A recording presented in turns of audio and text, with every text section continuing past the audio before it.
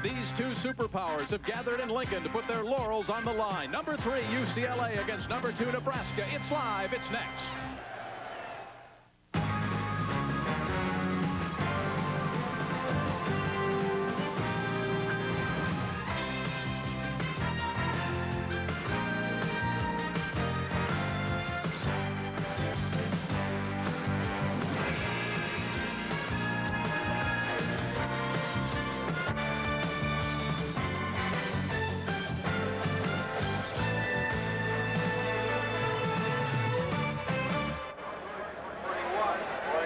It's a sea of red in Lincoln, Nebraska. Many have driven for hours. They've come from all over the state.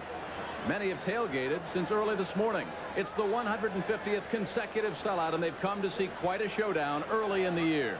Number 2, Nebraska, playing host to number 3, UCLA, live from Memorial Stadium here in Lincoln.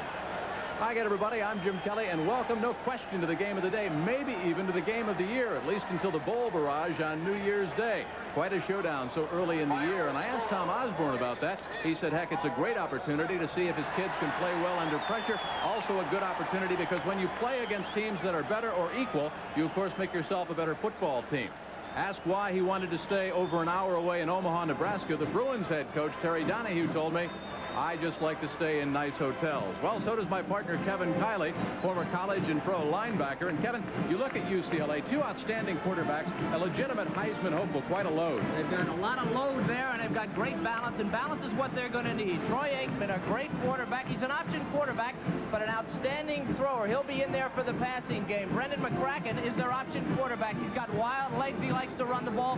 When he's in there, you'll see him go sideline to sideline. And, of course, Gaston Green, the Heisman Trophy candidate. The ball will be in his hands quite a bit today. The defense for Nebraska, of course, will be chasing Gaston. They've had problems on the defensive line. They've had some injuries. Neil Smith is a key there. He's going to have a big game. The weakness, maybe, of the Nebraska defense, the defensive secondary, they're a little thin back there. All right, Nebraska not thin. They've got size, they've got strength, they've got speed. How do you stop them? Well, offensively, I think for Nebraska, the thing to do is you've got to make them run the ball, and they can run it very well. Steve Taylor is the fastest quarterback, leading the fastest offense the Cornhuskers have ever had. For UCLA to stop them, they're going to have to use that great speed of the defense, and that's their strength. They're not big, but they have great speed. They go sideline to sideline very well, and they're led by Kenny Norton Jr. A concern, of course, for the Bruins, the fact that maybe the Cornhuskers, with that size and speed, might wear them out. Terry Donahue said one of the keys is to keep his defense off the field. Other keys? Definitely a key to the game is the physical size of Nebraska and the strength. In the past, UCLA has not been able to control the strength of Nebraska. They've got to stand up to them today. Second key, Nebraska's defense has to stop UCLA on first down. If the Bruins get in good situations on second and third down, that offense and that balance will show. And the third key is the Nebraska punt return game. They led the nation last year. Last week, 2 punt returns for touchdowns. UCLA's got to put a stopper on that, Jim. All right, partner, just about time to kick it off. Number 2, Nebraska, playing host to number 3, UCLA. Quite a showdown. And ESPN's live presentation of CFA football being brought to you by Thrifty Car Rental. For worldwide reservations, call 1-800-4CARS. By Michelob. So exceptionally smooth, the night belongs to Michelob. And by Yashica. They put a new focus on photography with the new 230 AF autofocus. All right, listen and listen tight. Out of the top 10, he has won or shared the Big 8 title 6 times in 12 years. Nebraska will receive. The Bruins, Kevin, actually won the toss. They've elected to take the ball to start the second half. Wes Denton, number 28, will kick it from the 35-yard line. Hash mark near side. And back deep. Kenny Clark, number 32 for Nebraska, along with Dana Brinson, number 33. So it is number 3, UCLA, and number 2, Nebraska. A great showdown on ESPN the second week of the season. It is end over end. It is not very deep, and it's Kenny Clark across the 15. Kenny Clark dives to the 27-yard line. Let's check in now with the Cornhusker offense. Steve Taylor brings him out. He's done his time. He's learned his lessons. He's leading the offense. And Keith Jones, back of the year, Big 8, all conference last year. He's a great player. Todd Milliken, great tight end. Brinson at wingback, the key player. He's a burner. Offensive line, Leitner is the strongest offensive lineman they've ever had at Nebraska. Jake Young, the center, starting his first game ever. They say he's better than Remington was at that age. After a 20-yard kickoff return, the line of scrimmage, the 28. Rod Smith wide to the right side. Backs are split. Heibel and Jones. Taylor keeps it. Dances to the line of scrimmage and picks up one. Penalty flag is down on the play. Let's check out the Bruins defensive front. Toomey, the middle guard, not big but very quick. Maybe an All-American candidate. The tackles are steady, not great. Linebacker strength of the defense. Johnson is a converted safety. Kenny Norton, Lombardi Award candidate, a great player. Outside linebackers, Carnell Lake has great speed. Melvin Jackson, the starter 2 years ago, he's back. The corners will have to play the run. They're great cover guys. They'll have to come up against the run. Price and Henley, Alan Dial and James Washington are hitters, and they're coming up all day against this option offense. Again, the penalty flag has yet to be checked out. It looked like a face mask. 5-yard face mask against the defense. Still first down. Let's watch number 31, Carnell Lake, the junior out of Inglewood. A tremendous play by Lake here. He played off the block. It's an inadvertent face mask on Taylor, just reaching. It'll cost him 5 yards, but he was there and made the stop. 1st and 5. Hawkins top of the screen. Taylor pitches back to Jones. Dances to the 34. In the grasp of Toomey, number 40. The nose tackle helped out by Ken Norton, number 41. And if that name's familiar, it ought to be. Yes, his dad is a former heavyweight champion of the world. I don't think there'll be any fights down there on the field today with Norton on the field. You got to expect him to be able to battle. He was a tailback when he came to UCLA. They had a lot of them. They moved him to linebacker. He's just about the best in the country right now. Everybody goes to UCLA as a tailback. That's right. And they fill in where they need it. 2nd and 4. Taylor spins, pitches back. That quick reaction to Jones. Jones dances to the 35. Dennis Price, number 6, the right side corner for the Bruins. The senior out of Long Beach, helped out by Carnell Lake, who turned the play inside.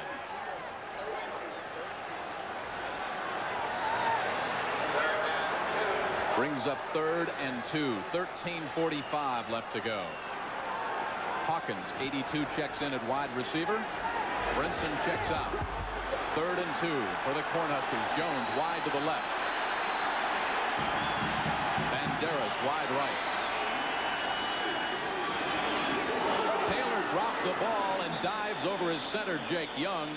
Kenny Norton on the stop. Remember, we talked about Young making his first start ever. He has to be nervous. He has played a little bit. Great physical ability. But this is a guy that's never started a game for Nebraska, and all he's doing is playing against the number 3 team in the country in front of 76,000 people. Jake Young right in the center of your screen. He about threw a forward pass up there to Taylor on a 3rd down situation. They're going to measure this thing. Taylor fell forward, almost got a first down. There is Jake Young. He's listed at 6'4", 250 pounds. And it's a first down for the Cornhuskers. Now, the thing about Jake, when you talk to the coaches, Kevin, they say that he doesn't look that imposing. It's something special inside that makes him such a good prospect. Remember, offensive linemen at Nebraska, Jim, have to serve an apprenticeship, usually 2-3 years, to learn the offensive system and to get big enough. Young's here. He's a sophomore. 1st and 10 for Nebraska. Brinson back in. He's slatted out to the left along with Rod Smith.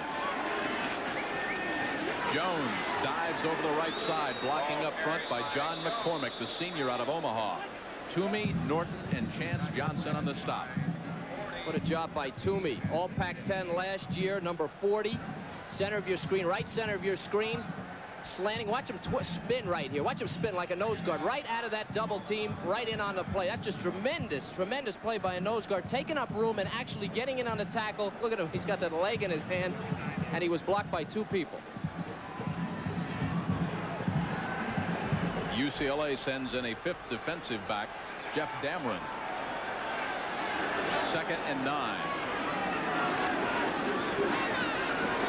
Taylor gets chopped down at the 42. Jeff Glasser, number 58, the senior out of Houston, 6'4", 243.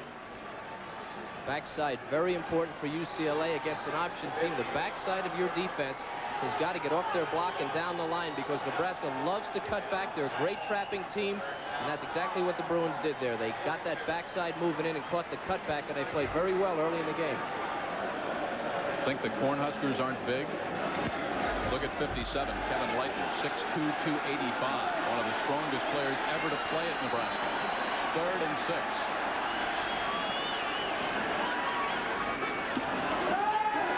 Taylor's first pass. Man open. Right over the middle. Close to first down yardage. Dana Brinson on a slant. Across midfield. Dennis Price on the tackle.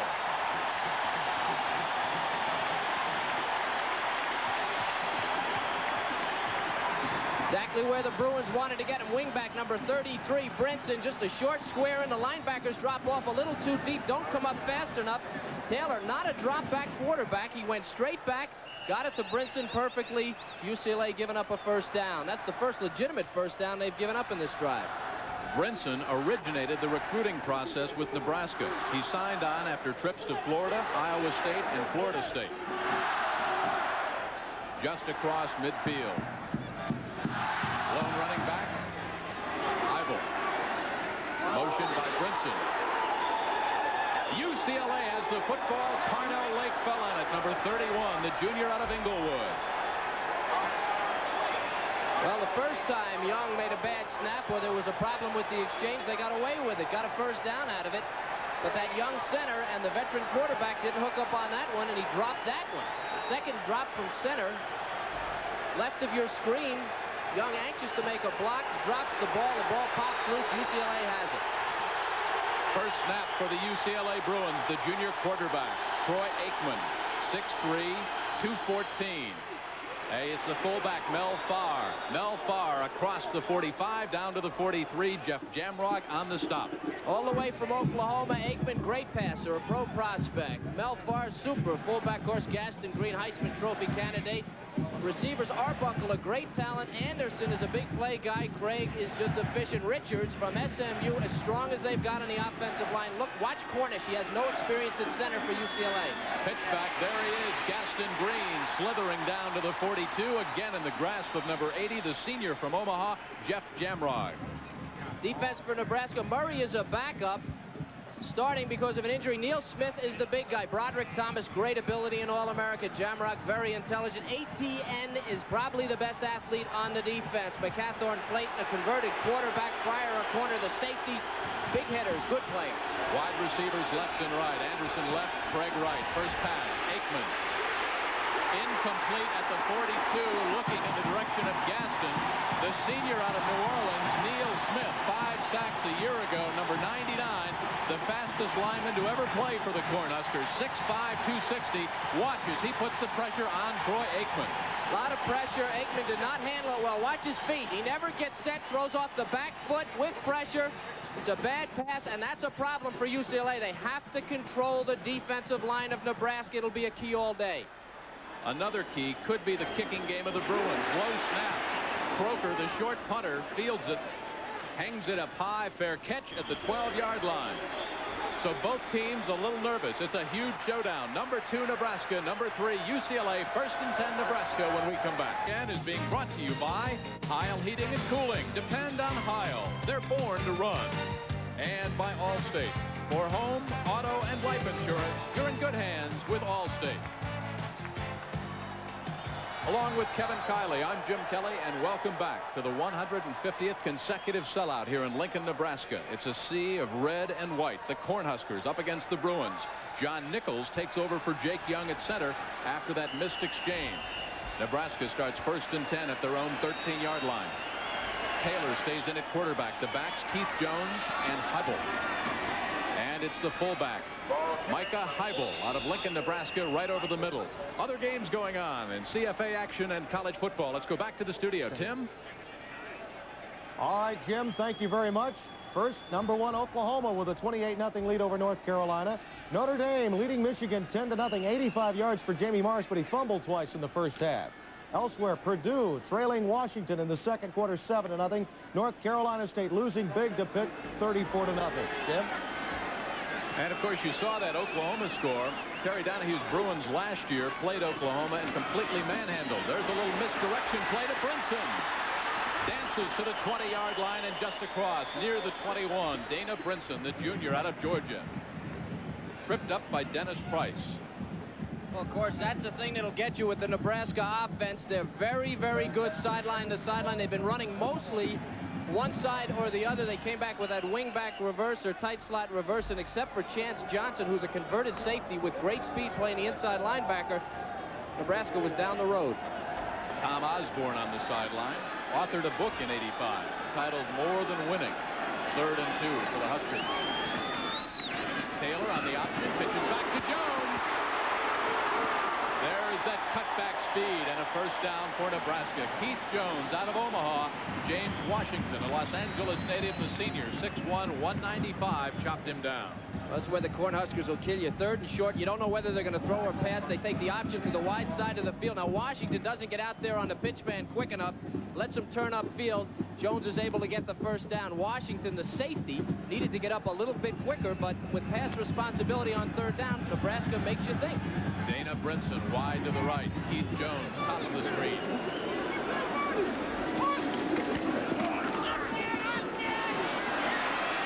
Taylor at the last minute fumbles, and the Bruins have got it.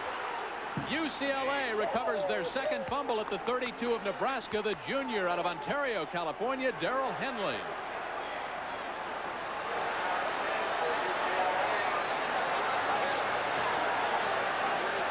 Garno Lake, number 31, must have felt like he was the only guy out here. Watch him string this play out. Stay on his feet, exactly what you have to do. Get the rest of the defense catch up to you. That's just a fumble, folks. Jones never had the football. Good job by Taylor. Bruins 1st and 10 at the 32 of Nebraska. Mike Murray, the sophomore out of Chicago. Great defensive penetration, a loss of 3. 2nd and 13.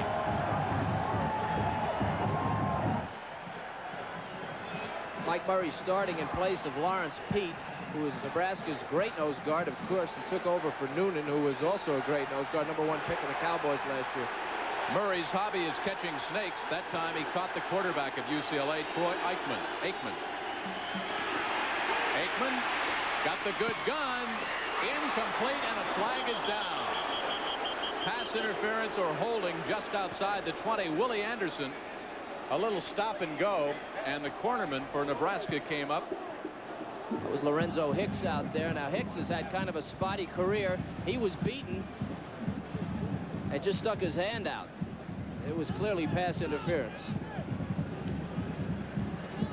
As a look at Lorenzo, I'm sure he'd rather be on camera doing something else, but he's probably saved a touchdown.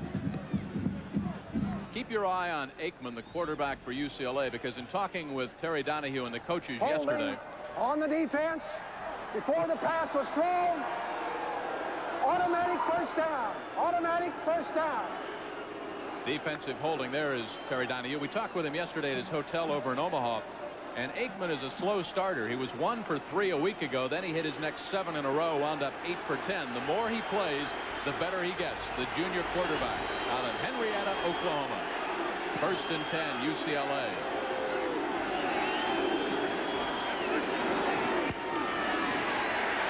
The dive play to Primus, number 23, blocking up front by Meyer and Cornish. Tim Rother on the stop out of Bellevue, Nebraska. Bruins just keep coming at you with running backs. They've got Farr, they've got Primus, Estwick. Paco Craig now checks back in. He's wide to the left. The senior out of Riverside, Willie Anderson in the slot. 2nd and a long 9. Aikman.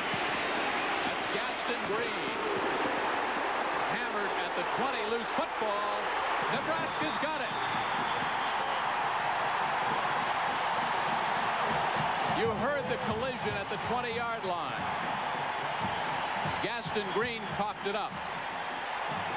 You see it all on this play. You see the great balance of the UCLA offense running the option and the very physical play of the Nebraska defense. Don't know if his knee was down on that play, but look at all the red shirts. They pursue, and they are tough physically. They'll make you cough it up. That's a Heisman Trophy candidate. They just separated from the ball.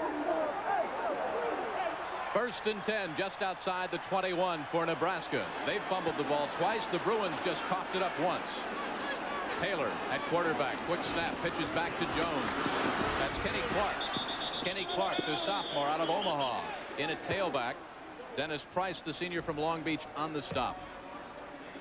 6:55 left to go. It's been scoreless. UCLA enjoyed good field position, but that costly turnover by Gaston Green. A little bit of a surprise that there's no score at this point. Nebraska, just on that play, ran to the short side of the field because UCLA typically will shift their defense, the strength of their defense, to the wide side. Nebraska trying to pop one quick into the short side. 2nd and 10 from just outside the 22. Brinson at the bottom of your picture. Taylor. Incomplete, misfired, looking for the tight end, Todd Milliken, the junior out of Shenandoah, Iowa. 6'3", 235, excellent hands, great feet. He was open, and Taylor misfired. It's a major victory for UCLA's defense this early in the game to get Nebraska to throw the ball in a drop-back fashion that deep in their own territory. They've done such a good job getting out and stopping that option and taking Nebraska a little bit out of their offense. Nebraska now 3 for 3 on 3rd down conversions, looking at 3rd and 10. Brinson, Gregory, and Hawkins all split out. Taylor blitzes on. Bruins have got Taylor at the 11. Melvin Jackson, number 59, the senior out of Suffolk, Virginia, 6'3", 226, came crashing in. Loss of 10. And the Cornhuskers now, Kevin, backed up there in be careful country. In 1985, Jackson, the man that made that sack, was the starter. His position taken by Eric Smith, who was an All-American candidate for UCLA. He's had back surgery. He's out for the year. So Jackson back in there and doing a good job from the backside on the blitz. There is what Croker out of Henderson, Nebraska did last week, and there is Darrell Henley back to receive. Snap is high. Croker pulls it down. He bangs a beauty. Henley comes up, fields on the dead run, and goes out of bounds at the 41-yard line. So the Bruins again with good field position.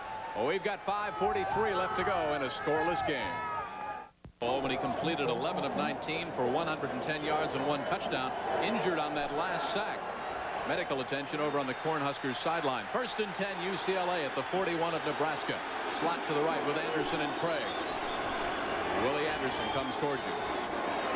Gaston Green breaks it over the left side. He fumbled on the last play. Mike Murray, the sophomore from Chicago, a walk-on in '86, in the middle of things defensively for Nebraska.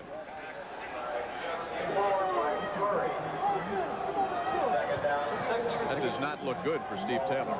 It doesn't look good for Nebraska either, because Taylor, Clete Bakeman is the backup, and he's not as good a runner as Taylor. Taylor is the key to that offense. Willie Anderson way wide left, top of the screen, David Keating. 2nd and 6. Gaston Green explodes across that left side. Big hole opened up by Russ Warnick and Rick Meyer. Leroy Etienne. It's important to note here, Lawrence Pete, the starting nose guard, and Lee Killer Jones, the starting tackle on the right side of the Nebraska defense, or the left side of the UCLA offense. Both of those guys are out with ankle injuries, and you can expect the Bruins to run left. They have the last 2 plays, and they've gained good yardage. 4 carries, 14 yards for Gaston Green. 3rd and 1, double tight end. Joe Pickert, Charles Arbuckle. Green close to the 30-yard line. And the sophomore, Mike Murray, having a terrific opening quarter. Also helped out by Tim Rother, number 78. Again, they go left. Again, you can expect Nebraska to go away from UCLA to go away from Neil Smith. Watch the blocking. Left side of the line for UCLA. John Kidder making a big block. Gaston Green putting his head in there. And bang. 68 Cornish late. Getting his helmet in there. 1st and 10 just outside the 30. Bruins try a little misdirection of their own, but the Cornhuskers were not fooled. Mel Farr Jr., number 22. Yes, he is wearing his dad's number. Yeah. Former star with UCLA, former Rookie of the Year in the NFL with the Detroit Lions. Welniak and Rother on the stop. It's a 4th consecutive play. They've run left.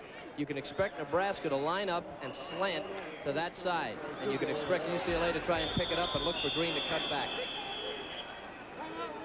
Officials timeout. We've got 3:58 left to go in a scoreless first quarter. Number 2 Nebraska and number 3 UCLA live on ESPN. Fell behind early but came back to beat Hawaii 28-7. Rice losing to Indiana 35-13.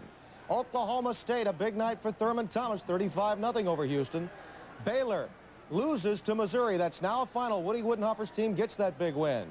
California over San Jose State 14-7, that game at halftime. And Oregon with a huge upset over Big 8 Colorado 10-7. Boy, you saw that Oklahoma State score. You were talking about the Cowboys yesterday. They could be much improved.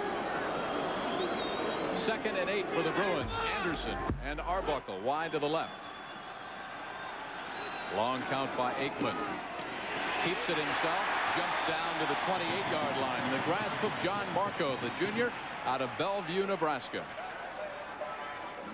John Marco can bench press 380 pounds. That time he benched Aikman. Yeah, he sure did. That was, again, the Bruins running left to the wide side of the field, and again Nebraska loading up with 6 men on that side. The strength of their defense to that side. It's an interesting matchup. This is no cat and mouse game. Nebraska knows they're running left. 3rd and 7. Willie Anderson wide to the left. Gaston Green now in motion. On a look-in pattern, Paco Craig. First down for UCLA, and you saw the gun on Aikman. Paco Craig is a guy, number 26. He's a steady receiver. Watch Gaston Green go out. That holds the safety and clears it inside. See the indecision on the corner, Hicks? Paco Craig able to come underneath and make the catch, which is what he does best. Double tight end in for UCLA. Joe Pickett and Charles Arbuckle, 93 and 81. Motion by Danny Thompson toward you. Gaston Green, you saw the quick acceleration. Rother went down low. Murray got him high. Boy, they're setting Nebraska up for a reverse here. They're running that eye back left, eye back left. Watch out for that wide receiver to line up tight and come back the other way. They had Neil Smith really over pursuing on that play, trying to get into the action. He's probably the contained guy back there. A look from ground level. Green now 6 carries, 22 yards.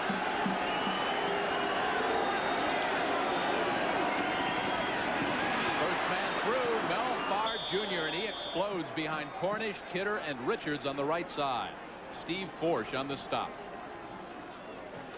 Number 47, right side of your screen, Leroy Etienne. Great talent, but not a whole lot of experience. Watch 47 just run outside. Farr able to go up inside, pick up big yardage, and that was the right side. Since I've been pointing out the left side, they were able to set that up. Farr, a strong runner, popped it. 3rd and a very short one for the Bruins. Pickett and Arbuckle both in at tight end. Farr and Gaston Green. And the I pro set. Danny Thompson motions. Gaston Green, he's got a convoy. Chopped down near the 8 in the grasp of Mark Blazek, the junior. 6'2", 220, a walk-on here at Nebraska. There is Gaston Green. You know, in talking to the coaches, he reminds them of Tony Dorsett. He's got that quick, slashing acceleration. He's had hamstring problems throughout his career. Last time these two teams played, the tailback, the running game got 41 yards the entire day. 1st and goal from the 4. Aikman. Slot to the right.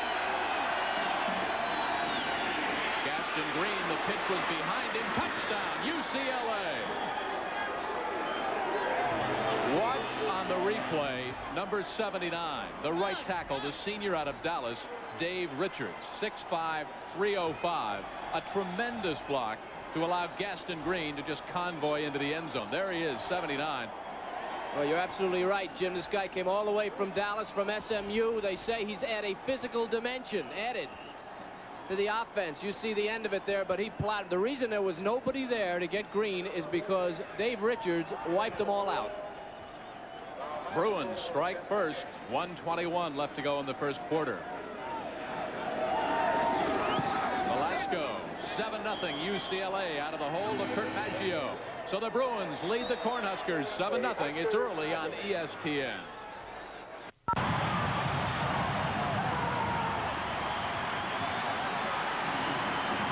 It was a key to the game. The UCLA people very concerned that they could not kick off into the end zone. The wedge clears the way. Brinson has great speed and acceleration, and here he goes. Caught on the angle, not because of his speed. That was a key. The special teams in this game heavily in favor of Nebraska, and they set up good field position on that play. And there is number 64 being helped off. That is John Rochelle, a reserve offensive guard. Speaking of injuries for the Cornhuskers, Steve Taylor, the junior out of Fresno, has checked back in at quarterback, number 9. You saw him previously being attended to over on the Nebraska sideline. John Nichols stays in at center, number 63. First and 10, Cornhuskers. Clark, Heibel, the running backs. This is Clark. Bang backwards, a loss of 2 at the 50. Jeff Glasser, the senior from Houston, 6'4", 243. What a collision. Glasser is a kid they say is a steady player, not a great player, just a steady player. Tom Osborne has to be worried UCLA's speed has neutralized his offense to this point in the game. Glasser unable to practice in the off-weight program because of illness in the spring. He's worked very hard since then to catch up.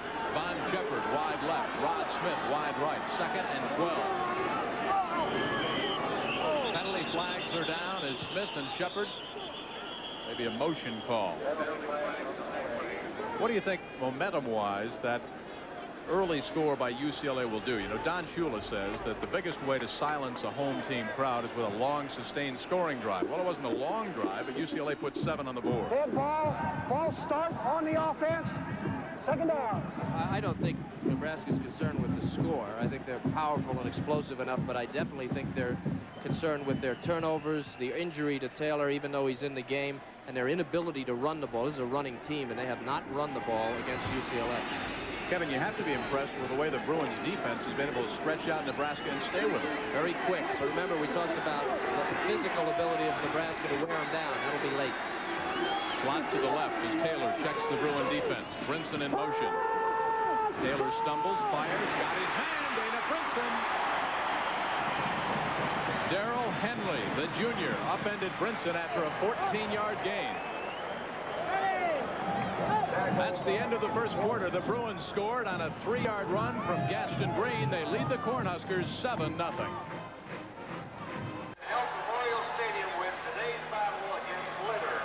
Along with Kevin Kiley, I'm Jim Kelly. Welcome back to ESPN's coverage. Number 2, Nebraska playing host to number 3, UCLA. Cornhuskers down by 7, 3rd and 3 at the 41 of the Bruins. Taylor with the I-Pro set. Heibel and Clark. Pitch back to Clark. Clark dives down at the 38-yard line, and you see the gang tackling by UCLA. Thus far, they've been able to string Nebraska out. This is a team that consistently leads the country in rushing. This is to be expected from UCLA because quickness is their strength. It's not a real hot day, but that physical size of Nebraska, as you watch Kenny Norton, the great linebacker, the physical size of Nebraska late in this game could wear on UCLA if it's a close game. Well, you know, in talking with Terry Donahue yesterday, he said one of the strengths of his team, the fact that UCLA recruits smart athletes. They always get smart young men.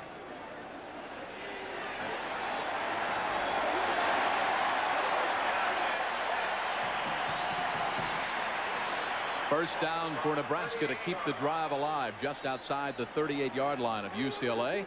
There is Tom Osborne. 15th year here at Nebraska. His teams have never finished out of the top 10. He's produced 28 All-Americans, 23 academic All-Americans. Taylor at quarterback. Clark, Heibel are the running backs on the option down the line. Pitch back to Clark. And you see the pursuit by UCLA, nothing doing. Carnell Lake has been all over the field, helped out by Kenny Norton. The storyline, Lincoln, Nebraska. The Cornhuskers have coughed it up twice. Green going for the Heisman, 23 yards, 1 rushing touchdown, a 3-yard scamper. And Nebraska just 2 yards on 7 first downs. That's really the story of this football game. Another story I'll tell you is that Nebraska goes sideline to sideline, and that quickness could fade by the end of the game. Remember, they're stretching that defense all the way from sideline to sideline on every play. You want to go north-south, not east and west. 2nd and 9. Shepard checks back in. Taylor. Options down the line. 5 Bruins. Marcus Patton, the first to arrive. The sophomore out of Hawthorne, California. Wants to be an attorney. He just won his first case. Again, a wide play. Nebraska not going up the middle, but choosing to go to the wide side of the field. Look at the middle of that line. Power guys out, but that's not where the play is. Taylor chooses to keep it. Look at all the gold pants, gold shirts. Johnson, Patton making the play, and if they hadn't, there were 3 other guys there to make the play. They're outrunning Nebraska. Morgan Gregory, number 19, the sophomore from Denver, checks in for that man, Tom Osborne. He's wide to the left, top of the screen. Dana Brinson. Taylor fires over the middle. He's got Brinson. Darrell Henley jumped on the backside. 1st and 10, and a penalty flag is down.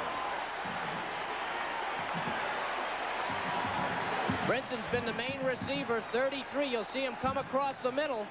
This is a straight drop back pass. UCLA had Nebraska exactly where they wanted him. Henley is a great cover guy, but Brinson is a burner. Another inadvertent face mask for UCLA. They had one on the first play of the game. It'll be another 5 yards. Brinson having a big game, known as a kick returner. That wingback position, a very important position for Nebraska. You need a great athlete to play it, and they have one. Good pass by Taylor, right in the numbers.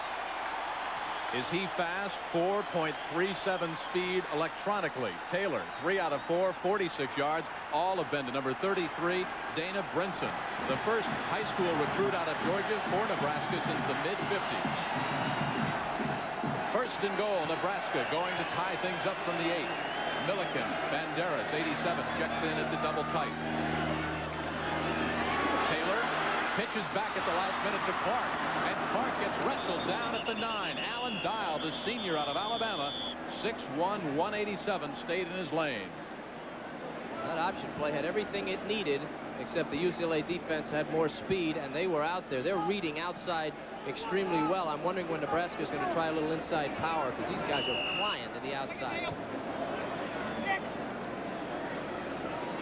One of the things in talking with the defensive coaches of the Bruins yesterday at their hotel, they didn't think that pursuit was so much the key to the game, not to over-pursue. You have to pursue on the backside with Nebraska. Well, the backside has to kind of keep their distance and their leverage. Melvin Jackson, 59, checks in at outside linebacker for UCLA on 2nd and 9. Taylor over the middle. Touchdown, Nebraska. Tom Banderas.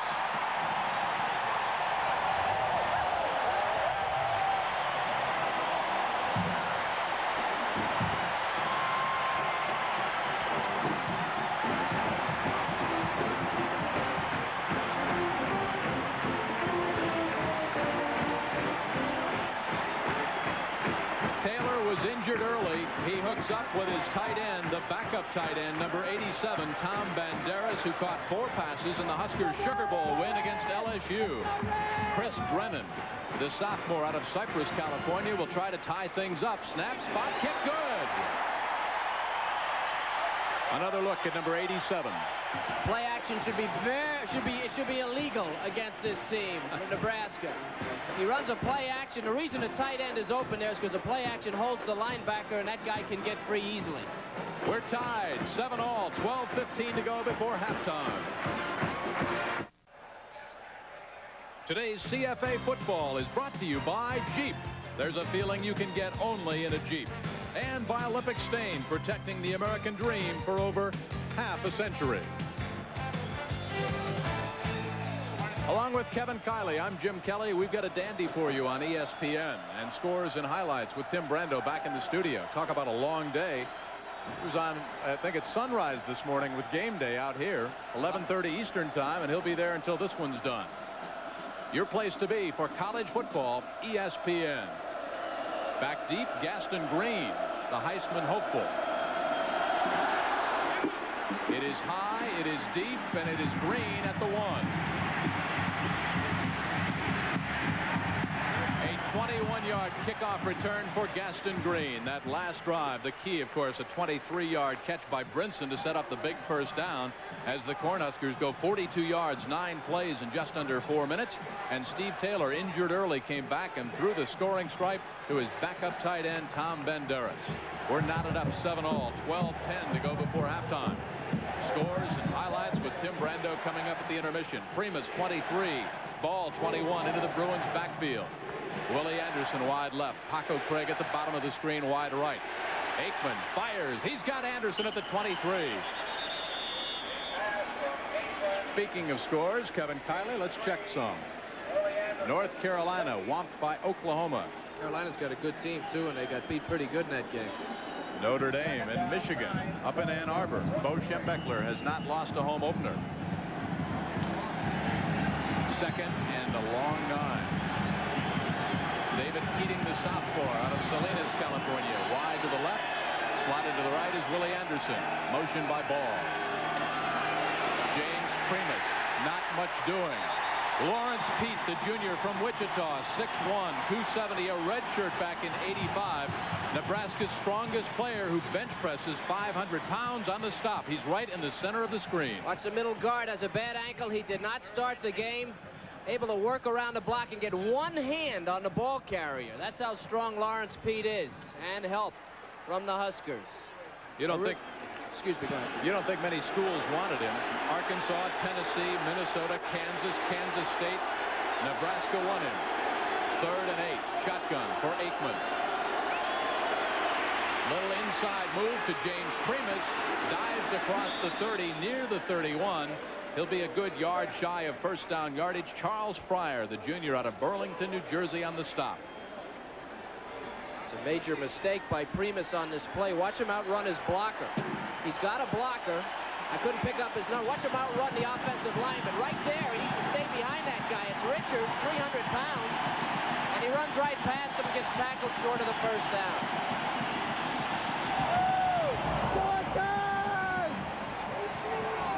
Back to punt. That is Harold Barkate, who Terry Donahue was hoping could kick it out of the stadium because, of course, Nebraska led the nation in punt returns last year. It is partially blocked. It's coming back, of course. It cannot be advanced. Hartler Walker, number 27 for Nebraska, penetrated.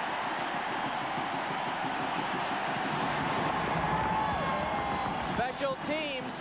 We thought it would happen on a punt return, not a punt by UCLA. Right side of your screen, 27 Wallace. Nobody touches him. It's not the punter's fault. And this turns out to be a 2-yard punt. They practice that. You've got to pick those guys up. An outside guy should never get there. You got to bump him just a little bit.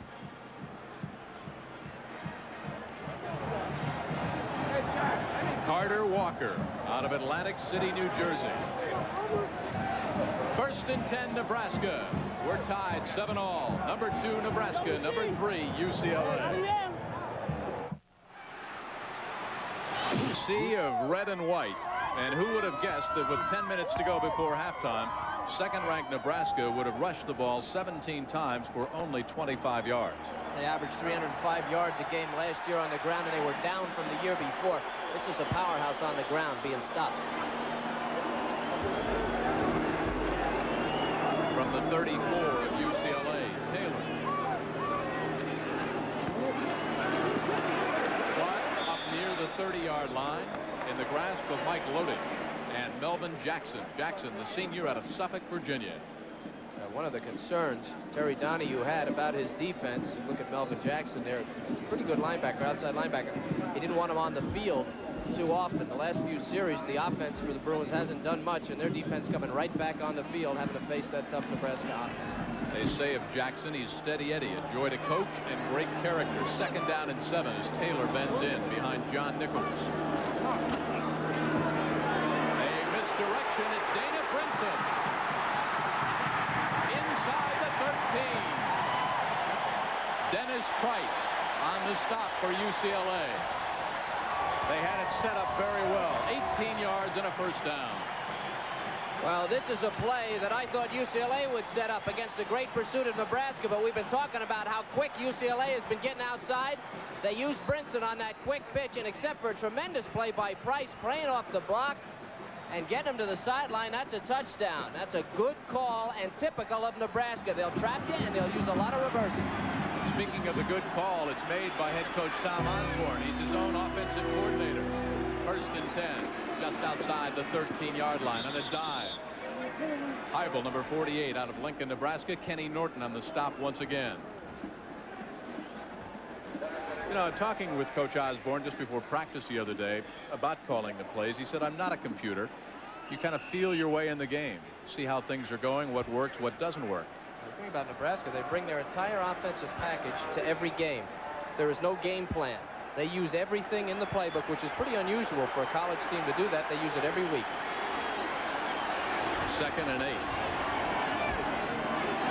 Taylor pivots, falls touchdown. His knee went down at the 12. It's tough footwork there for a quarterback. That was kind of a reverse. He had to reverse pivot on that, and he just lost his footing. Another thing about Nebraska's offense that I think is interesting and typical of an option team is that they do not adjust their offense for the goal line. There's no goal line offense because it's basically a wide offense all over the field. They can do everything all over the field, so they just keep it in and go all the way to the goal line with it. That's another unusual factor. Number 68, Jake Young, the sophomore who started the game at center, now is checking in at left guard. John Nichols stays in at center, number 63. Extra blocking power, 6'4", 250, 6'2", 265. Blitz is on. Taylor picks it up. Fires. Touchdown, Nebraska. Kenny Clark.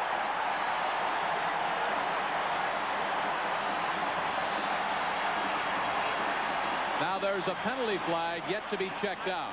It's going to be on Norton. Norton was face guarding him, and he might have bumped him. That's got to be a defensive back there. It's got to be a defensive call. Holding on the defense before the throw. Will be enforced on the kickoff. Touchdown. I want you to watch number 41, Norton, trying to guard Brinson. It was a full blitz by UCLA. They went to man coverage, and they got the great isolation. They got a linebacker on Brinson. Now look at Norton with his back to the quarterback. Had he turned around, he had good position, but he needed to turn around. As soon as the receiver turns around, you have to turn around in pass coverage. It was Kenny Clark and not Brinson. Clark did what he was supposed to do. Norton, bad coverage, bad position, actually, and technique, and they got a touchdown out of it. So the business administration major out of Cypress, California, Chris Brennan, increases the Cornhuskers' lead to 7. The Bruins scored first. They led 7-0. Now Nebraska has reeled off 14 unanswered points. 7:49 to go before halftime.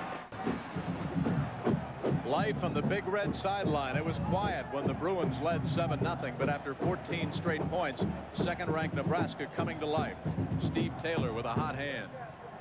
And field position was definitely a key in both of them. The first drive was only 42 yards. That drive a lot shorter than that one. And UCLA is just a victim, their defense, a victim of field position. Sam Osborne, a little chalk talk for his offensive unit. Again, he's his own offensive coordinator.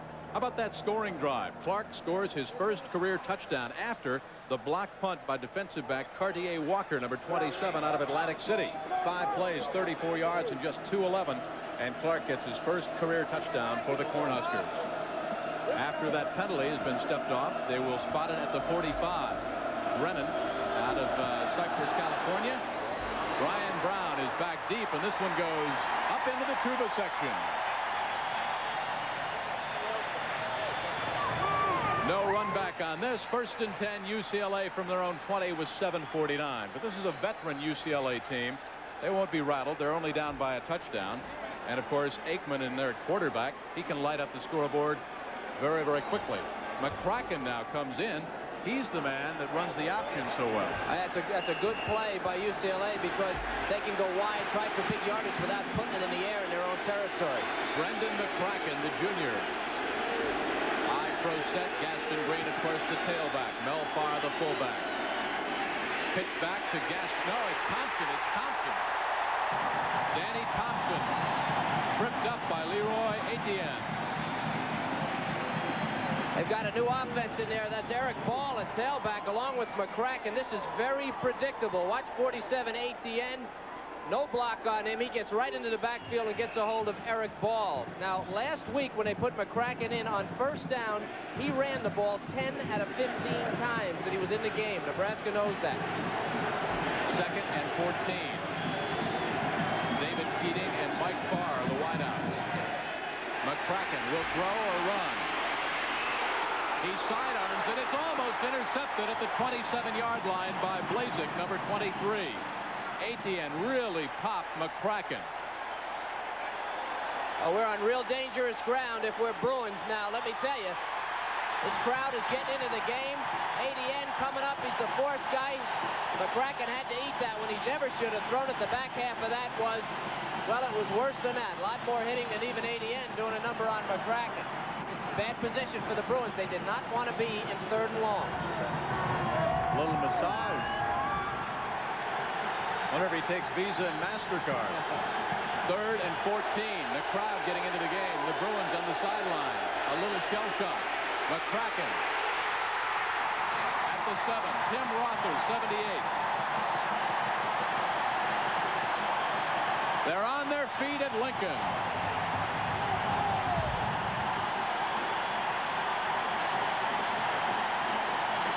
Over 76,000. The 150th consecutive sellout. They've come from all over the state.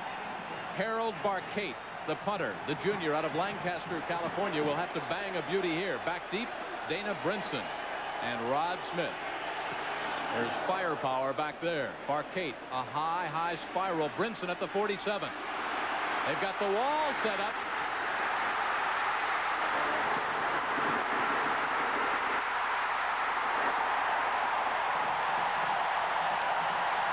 Well, he went east-west for a while and wound up with a 14-yard punt return. It sets up Nebraska in great field position for the 3rd straight drive. 6:11 left to go before halftime. UCLA trailing by 7.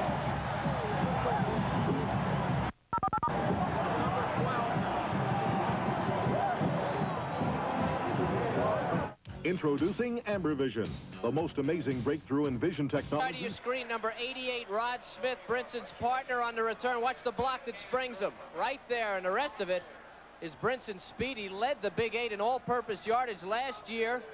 That's just great speed. He gave up ground and now down the sideline to cut back.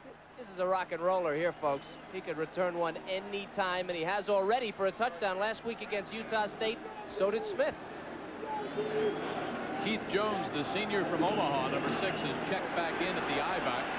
Heibel remains the fullback, number 48, hometown right here in Lincoln. Jones. Loose football. UCLA says they've got it. The ball was stripped loose. The question was, had the whistle blown? Jones coughed it up. Waller fell on the football, number 66. First down, UCLA.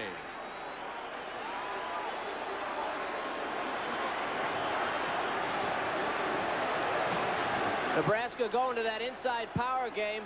Here's Jones, number 6. The ball's on the ground right there, and now it's just a matter of who's going to get it for UCLA. They make sure Jones doesn't get it. This game was very close to getting out of hand for UCLA. That's a huge turnover for Nebraska. Big defensive play. Washington came up with a fumble recovery forced by Waller. Cornhuskers have coughed it up now 3 times. The Bruins once. 6 times last week, Jim. Nebraska dropped it. 6:03 left to go here in the first half. Aikman back in at quarterback. A dive. That's James Primus, number 23, out of National City, California.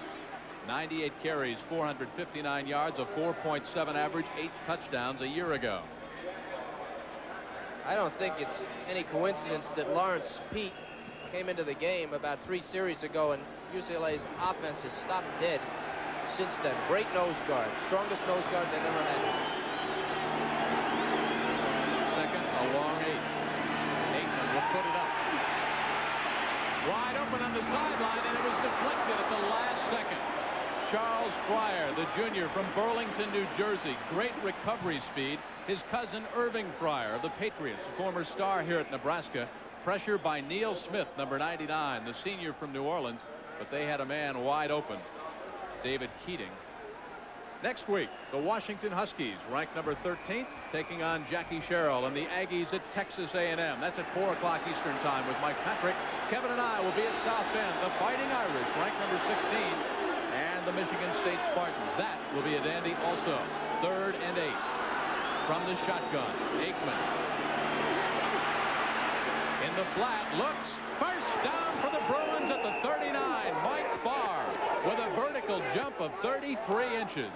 Out of Birmingham, Michigan, the sophomore. Yes, his father is Mel also. Tell you why they call Troy Aikman a pro prospect. He throws this ball before Farr has even gone downfield. This ball's in the air before he even made that cut, and a perfect pass. That's good defense. That's great coverage and a terrific catch by Farr. His cousin Andre is a Bruin freshman. Dive play. Primus cracks it over the left behind Rick Meyer. Russ Warnick. Lawrence Pete on the stop. Jim, touchdowns notwithstanding, that pass was the biggest play of the game so far, because Nebraska had total control of this game. They picked up a first down. They got field position. Whether or not they score, they assured themselves of being close going into halftime. Paco Craig wide to the left. Aikman heating up. Willie Anderson to the near side. That's Gaston Green. Motion to the top. Blitz is on. Bruins pick it up. First down, UCLA at the 24-yard line. Willie Anderson, they call him Flipper, spun around by Lorenzo Hicks. A lot of things going on here now. Nebraska's a zone team, and Hicks is probably the weaker of the two cornerbacks. So Aikman, they have a blitz on. They go to man coverage. He knows exactly where to go. He comes out here to this side, and there's Hicks. Man coverage, not making it happen. Aikman, great pro prospect from Oklahoma. He's a pure passer and a good one. First and 10 at the 23-yard line of Nebraska. Aikman tucked it under and was lucky to hang on to the football. Wrestled down in the grasp of Lee Jones, the senior out of Omaha. Let's go back to that last pass to Farr. And you talk about what a great prospect Aikman is. And talking with the Bruin coaches, a couple of the scouts from the Dallas Cowboys watched 3 days of workouts by Aikman. The Cowboy scouts, and they've seen some great quarterbacks in their day, said they've never seen a quarterback throw so many catchable balls over the course of 3 days of practice. Gaston Green motions top of your screen. On the post pattern, diving inside the 15 is Paco Craig. Steve Forsch on the coverage. Gaston Green had no receptions last week, but what he's doing in the offense now, they're running him out there in motion and running him out of the backfield, out of the I formation. They're clearing out areas. You have to respect the kid's speed. He can catch the ball. He has yet to make a reception this year, and yet he's a big part of this passing game. Third and a long one. The line of scrimmage at the 15-yard line. The Nebraska players trying to get the crowd back into the game. The scoreboard flashing Hold'em. Aikman's hit his last 3 in a row. From the double tight, quarterback keeper blocking on the right side behind John Kidder, the senior out of Woodland Hills. 6'5", 270, a sociology major, and Frank Cornish, 6'4", 260. Very close to first down yardage. Should be enough for the first down. That surge from the right side of the line. The thing about the quarterback sneak, if you're playing defense, what's so difficult about it is it makes you react instantly. It's not good enough to stop it for a 1-yard gain, and that's really the best thing about it. You don't have the reaction time that you do out of the tailback position. If they hand it to that guy, you have a second to react, but not with a quarterback sneak. First down for UCLA. That was a good call, a real good call. Yeah, Terry Donahue, the depth of the linebackers is a key in a quarterback sneak. If those guys are sitting 2.5 yards back like they do normally, you have room to put your head in there and pick up a yard. And Donahue noticed that, I guess, and Tom didn't. Ray Villalobos, the sophomore, number 72, checks in at left tackle. Slot to the right side. Paco Craig and Willie Anderson. Anderson in motion. On a trap, misdirection to Primus. John Marco on the stop. Interesting call on first and 10. Something Terry Donahue said, we're going to have to throw the ball against this Nebraska defense on first down.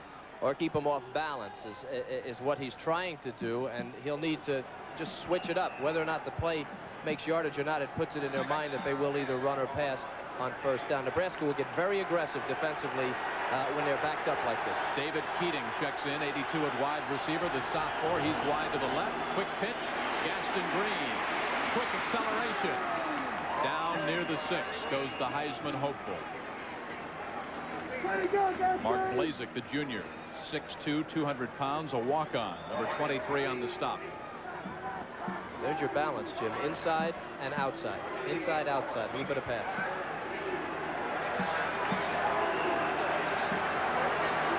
Well, number 1 Oklahoma, no problem at all against North Carolina. There's an upset going on in Ann Arbor. Bo Schembechler's never lost a home opener. Washington sticking it to Purdue in the 3rd. Scores and highlights with Tim Brando at halftime. 3rd and a long 3. Double tight end, Arbuckle and Pickett. Pitch back, Gaston Green. He's got a convoy. Cuts it back against the grain and gets stopped. What great pursuit by the Cornhuskers. Leroy Etienne, 47. There's a man 6'1", 230, staying with a scat back who's 5'11", 190, and Charles Fryer. Watch him turn it inside, Kev. Watch 47 ATN, but watch Green's shoulders also. As you see ATN, he never got him turned upfield until the last moment. ATN keeping his leverage inside out. When Green turned up, he came in and made the tackle. That's that backside pursuit you were talking about. He didn't overrun it. He stayed right where he had to be, and a great job by Nebraska making Green go laterally instead of up the field. Tough call here for UCLA. What to do? Are you surprised finally now they take the timeout? They wasted a lot of time, a little indecision on the sideline. And Aikman comes over to talk with head coach Terry Donahue, but they allowed about 20 seconds to go off the clock. 1:02 left to go. The Bruins are driving.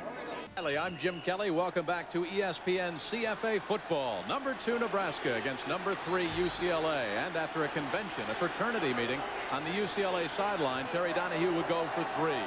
This will be a 23-yard try for the sidewinder, Alfredo Velasco, his first field goal try. 2 for 2 a week ago on the point after, and it is up, and it is good.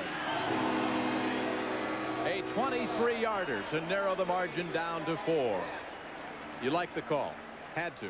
Had to. Maybe at home. Well, not even at home. I think against a team like Nebraska, you need to go into the locker room close. And closer than a touchdown is almost like a victory here.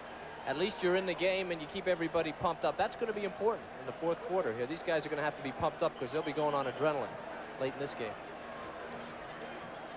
Well, we talked to you earlier about next week. We've got a dandy doubleheader. Mike Patrick will have that game for you. Washington Huskies ranked number 13. Don James and company against Jackie Sherrill and the Texas A&M Aggies from College Station. That's at 4 o'clock Eastern time. And, of course, the Michigan State Spartans. Kevin and I will be in South Bend.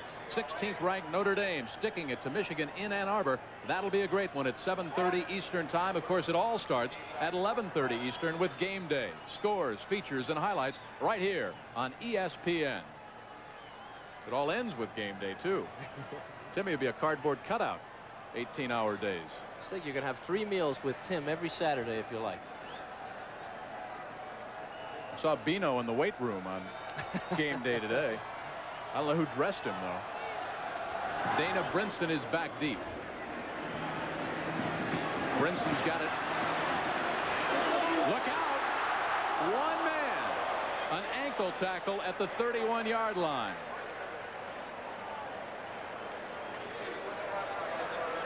Is he exciting? Is he explosive? A 22-yard kickoff return, a 14-yard punt return. Roman Pfeiffer, 37, the freshman, the man who tripped up Dana Brinson. All right, 51 seconds to go. Nebraska by 4. Do you run the clock down? They fumbled the ball 3 times in the first half. The beauty of their offense is they don't have to run the clock down. It's an option offense. They can go wide and try for a big play. Taylor stays in at quarterback. He has 2 touchdown tosses. A little delay, nothing doing. Bruins stayed at home. Kenny Clark in the grasp of Kenny Norton. And Terry Toomey, the nose tackle, the senior from Tulsa. 21 career sacks. 6'1", 230. The thing about Nebraska is they don't ever change. They'll run that offense anywhere on the field, anytime in the game, and they have the potential to break it. Good time right now for a trick play. Taylor running right, running left, throwing right. Von Shepard grabs it, goes out of bounds, and that stops the clock at the 41-yard line. Steve Taylor, the MVP in the Sugar Bowl. All of the backfield men for Nebraska have that great speed. They just have track stars. It's the fastest team, as I said in the open. It's the fastest team they've ever had. You look at Taylor. He was a 50% passer in high school, and there is some surprise that he is, percentage-wise, he has not been a great passer in college. They say he's had a lot dropped. He's very accurate today. Very accurate. In high school, he broke Marcus Allen's total offensive record. Jitterbugs to the 45. Now fires, unloads. Was he across the line of scrimmage? This one will come back. Henley Hawkins wrestled down from behind, but Steve Taylor just lost track of where he was on the football field. A 49-yard reception will come back. But it was fun. It was fun while it lasted. This is a typical Steve Taylor play. He does go over, but you see what he does. He draws the whole defense, and it was only a matter of a few feet. Everybody came up. He dumped it over. Of course, he was over the line of scrimmage. That makes it a little bit easier, but that's classic Steve Taylor. He can do that to you. Said, wait a minute. I'm not over. Oh, we didn't I expect jumped him to. back. Yeah, that's right.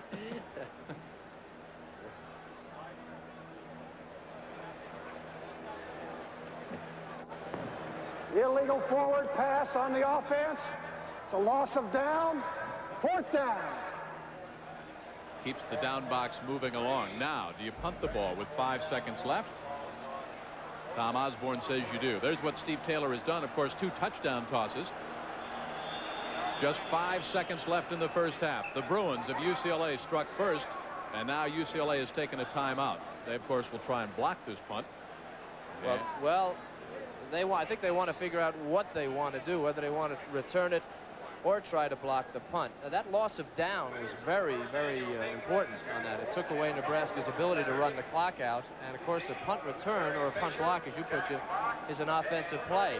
And you don't ever waste it, ever. Of course, what you could do, if you're Tom Osborne, is put Taylor back in, have him drop back and pass and throw it the length of the field, and hope for a Hail Mary play or perhaps a penalty. Or run around for 5 seconds till the clock ran down and then fall down. Croker's an interesting story.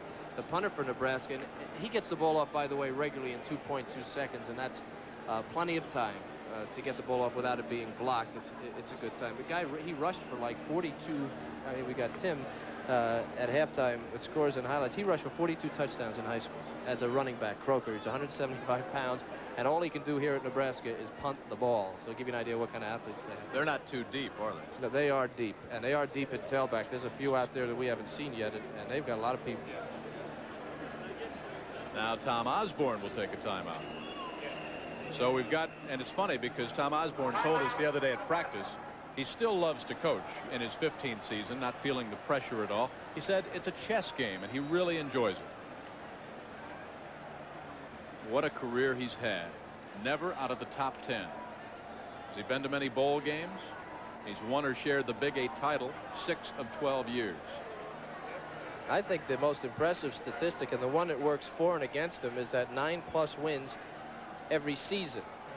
I don't know that the Nebraska people, an 8-win season for a lot of people is a major accomplishment. For Tom, it would be a step down. And interestingly enough, he's never won a national title, and I think that he very much, obviously anyone would, but the people in Nebraska really would like a national title. And he's turned out 3 Outland Trophy winners, Dave Remington in '81 and '82, Dean Steinkuhler in '83, 2 Lombardi Trophy winners in Dave and Dean, and 1 Heisman Trophy winner in Mike Rozier back in '83. That man, Tom Osborne, who said, no, we're not going to punt the ball. We're going to put Taylor back in there and try to use up 5 seconds and not turn the ball over. Taylor will dance, keep it on the ground. Carries it like a loaf of bread to the 49, and time expires. Kenny Norton on the tackle. The Bruins led 7-0. Nebraska came back with 14 unanswered points. UCLA. It's a sea of red and white. The Cornhuskers ranked number 2. The Bruins ranked number 3. The game just about going as expected. Time of possession pretty even. The score just about dead even. That man, Tom Osborne, his Cornhuskers are up 14-10. And Kevin, there was a penalty against the Bruins to end the first half. So Drennan will kick off from midfield. The last time he kicked off from the 45, he banged it about 15 yards beyond the goalpost. So we're not expecting much of a run back. Right, and the wind is at his back also, and that's a major break actually for UCLA, that this penalty did not go the other way. It's actually no gain for Nebraska. He should have kicked it into the end zone anyway. So from midfield, Chris Drennan, the sophomore from Cypress, California. There he is, number 16, Gaston Green, the Heisman hopeful. Number 44, whose streak of 100-yard-plus performance is certainly in jeopardy. His longest run from scrimmage, 7 yards, 10 carries, 29 yards. Should watch this one sail. It is high, it is not very deep, and at the goal line, Brian Brown will bring it out. Brian Brown explodes to the 20. Oh, he had a big hole, Kevin, and he got him beyond one man. Lorenzo Hicks, he was gone.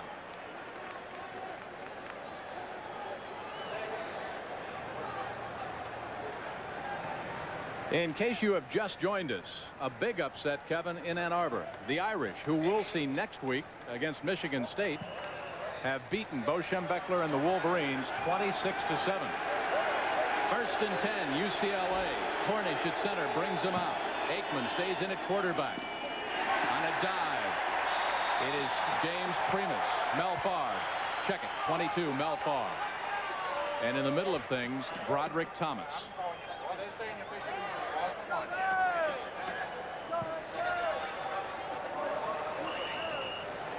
out of Hastings College. Class of '59. His dad went there. His grandfather went there. Tom Osborne got his Ph.D. in educational psychology. Eichmann to put it up on second. Aikman on 2nd and 11. Nobody's open. Loose football. Nebraska, 1st and 10. Out of Elyria, Nebraska, Doug Welniak fell on the football. Watch 78. Tim Rother. Aikman to coverage. You can credit the coverage on this. He has plenty of time. Absolutely nobody to throw it to. Here comes Smith. Backside gets him. The ball is loose. Aikman, knowing he has to eat it, he's got to cover the ball better than that. Hold it tightly. That ball should never have come loose. The second fumble for UCLA. Nebraska's coughed it up 3 times. What a way to start the second half for second-ranked Nebraska at the 12-yard line of UCLA. 1st and 10. Taylor works with Heibel and Clark in the backfield. Clark, left side, cracks it inside the 10. Blocking by Bob Sledge, 6'2", 270 out of Omaha. Andy Keeler, 6'3", 265, also from Omaha. Chance Johnson made the stop, number 7, the junior out of Compton, California. Field position has been a tremendous asset, benefit, key to Nebraska. They have not had a touchdown drive from outside of midfield. 42-34, and they just picked this one up inside the 20-yard line. Morgan Gregory goes out wide to the right, double tights, Milliken and Banderas. Banderas with a touchdown reception. Steve Taylor dashes out of bounds at the 6, chased out by Chance Johnson. Nice job by Lake there on the contain, forcing him to go laterally. Taylor wanted to throw the ball on this play. Henley, the cornerback, is a cover guy for the Bruins. Watch number 2 on the coverage here. That's just perfect coverage. No place for Taylor to go. He goes out of bounds. Picks up some yardage here. Henley, whose brother Tom played for Stanford last year, and his younger brother Eric plays at Rice. 3rd and 4. Taylor with a double tight. Banderas and Milliken. Taylor tucks it down with dance down to the 1. Chance Johnson submarine Taylor. Otherwise it was 6. Now if you're Tom Osborne on 4th and 1, do you go for it? You're at home. You've got the crowd. You've got the momentum. Or is it a first down? It is. 1st and goal from the 1. This is how Taylor will kill you. Now remember, you cover everybody, but there's nobody to cover the quarterback. That's a reaction play. UCLA reacts, but they're so close to the goal line.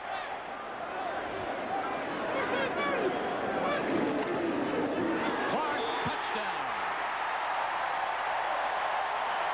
Blocking on the right side by John McCormick, 61. He's 6'2", 270. And Kevin Leitner, he's 6'2", 285. As Kenny Clark, the sophomore from Omaha, 5'9", 200, clears air traffic control. You know he's going up. Defensively, you have to commit yourself to do the same thing, and you've got to have room enough.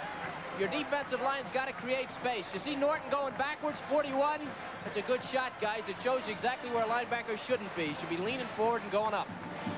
So after that UCLA fumble, Chris Drennan, the southpaw, the sidewinder, increases Nebraska's lead. The second-ranked Cornhuskers up by 11 over third-ranked UCLA. Just 13:09 left to go in the 3rd quarter. Brush bars and bite-sized gold nuggets, the precious ice cream treats mined by Penguins. The head coach at UCLA, he played for Tommy Prothro. And he coached under Prothro, under Pepper Rogers, and under Dick Vermeil in his 12th year. The winningest coach at UCLA. From the 35, Drennan hangs it high. Brian Brown at the 1.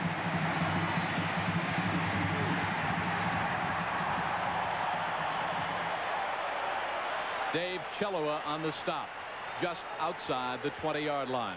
Scoring drive for Nebraska after Aikman fumbled the ball. It didn't take them very long. 12 yards, 4 plays. It's nice when the field's only 12 yards. Devastating offense inside the 20-yard line. They use the whole field. The crowd getting into it once again in this sea of red at Lincoln. Mel Farr, he's the fullback. Check it, it's Primus now, 23. Gaston Green. Fake. Aikman, goodbye.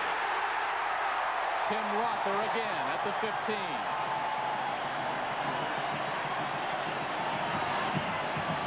Rother, they say, would start for any other team in the country. He started today. Right side of your screen, number 78, gets his hands on the offensive man. Exactly what he's supposed to do. Keep leverage, push him away, and make the play. Aikman's got to make quicker decisions, get rid of the ball, not take sacks. 6 rushes, minus 13 yards for Aikman. That was a good shot of Rother. Rother, his younger brother Brad, a sophomore on the offensive line. Motion down in the field. Flags go down. 74. Russ Warnick, the left tackle for the Bruins, might have jumped. Bruins going backwards. Well, one of the keys to the game was first down. Dead ball. False start on the offense. Still second down. Terry Donahue must be concerned. Barry Switzer is not. His Sooners with a whitewash against the Tar Heels. Ohio State, Earl Bruce off to a good beginning against West Virginia. Notre Dame, a big upset in Ann Arbor, spoiling Bo Schembechler's home debut for this year. Clemson rolling by Virginia Tech. Washington and Don James, the Huskies, no problem. Big problem for UCLA. 2nd and 20. A delay. Nowhere. James Primus once again. Kevin, it's 3rd and long. They can't afford another turnover. And, of course, UCLA, they're allowing the crowd to get back into it in this big sea of red. Crowd is in the game. Watch Rother, number 78, again. Nobody blocks him, and he has the time to come back. The play either has to hit faster, it's a draw play, and doesn't, or else he's got to be fooled. He wasn't fooled. The play was a delay. He made the play. 3rd and 18. Do you put it up? I wouldn't. Slot to the right. Willie Anderson, David Keating from the shotgun. Aikman needs a bunch. Over the middle, man is open. Dropped at the 35. David Keating had first down yardage and more. Hit him in the shoulder pads. Aikman put it right where he wanted it. That play, you're right, Jim. That play was wide open, and Aikman did what he was supposed to do. Out of the shotgun, they take care of Smith, number 99. He's handled. Aikman on the money, maybe a tad behind him, but not much. Ball should have been caught. Aikman can't believe it. Punting situation. Harold Barcate with the pressure on. Cornhuskers were coming. Line drive kick. Brinson will not get this one. They kick away from him and Rod Smith. It goes out of bounds, but it's inside Bruin territory. A 36-yard punt. The Huskers lead the Bruins by 11. Missed the debut of NFL Prime Time tomorrow night, 7 o'clock Eastern Time. Chris Berman, Pete Axelm, Tom Jackson, John Saunders, Gail Gardner. An hour of NFL action right here on ESPN. Sunday Showcase is on tomorrow night. After that, I get into the whale tank with Shamu. Steve Taylor looks down the middle. Man is open. Touchdown, Nebraska. Rod Smith.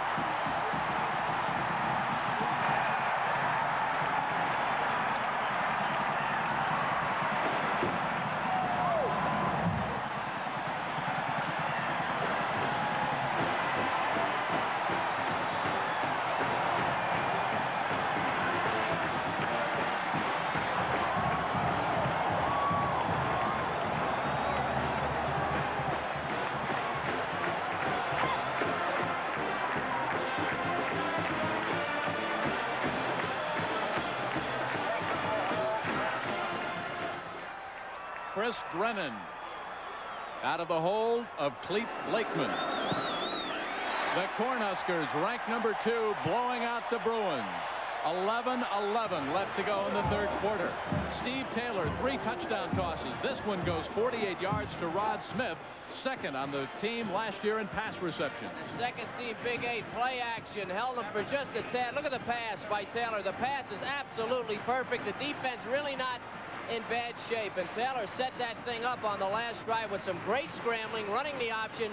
UCLA had to respect it, and it cost them a touchdown.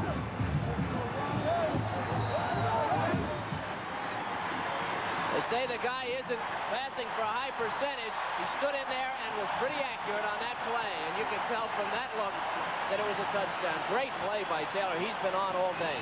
It was Chance Johnson, number 7, the man that stuck it to Taylor. Meanwhile, Rod Smith with a great grab at the 10, and he just outran the cover. He's the Cornhuskers' strongest split end. He bench presses 290, and the sea of red and white is alive with emotion right now. An 18-point lead, but there's lots of time left to go. This is a veteran UCLA team. They will not crack, despite the big play capability of the Cornhuskers. Gaston Green back wondering what in the world has happened. He only had 29 yards in the first half. The longest run for scrimmage as he goes for the Heisman, just 7 yards. Brian Brown, number 30, is also back deep. And Drennan has been busy, sends a line drive into the end zone over the head of Gaston Green. 1st and 10, UCLA.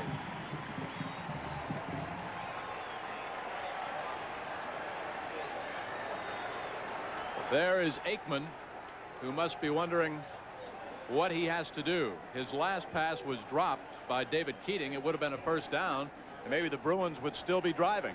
Well, you know, when you think back to these games, Jim, you think about plays. Think about Aikman's fumble on the sack, set up 1 touchdown and a half, and then the drop pass. That's 2 plays and 2 touchdowns for Nebraska. If they never happened, we'd still have a 4-point game. 1st and 10, UCLA. Mel Farr, the fullback. Gaston Green, the tailback. Aikman bends in behind big Frank Cornish. Green, motion, bottom of your screen. Airborne goes Aikman. Nothing doing. Broderick Thomas again. Now, the man he wanted was out of the backfield. Paco Craig, number 26. He was looking at Craig out in the right flat, a little circle route.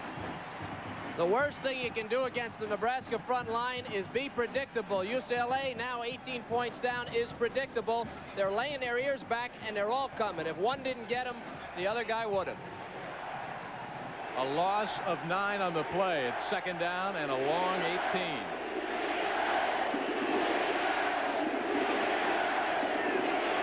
Gaston Green, a trap. Across the 15 in the grasp of Doug Welniak. Blocking on the left side by Lance Zeno and Russ Warning.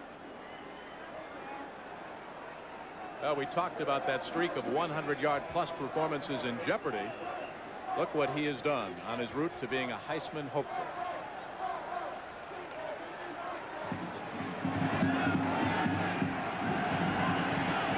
And today, his longest run for scrimmage, just 7 yards. Anderson left, Craig right.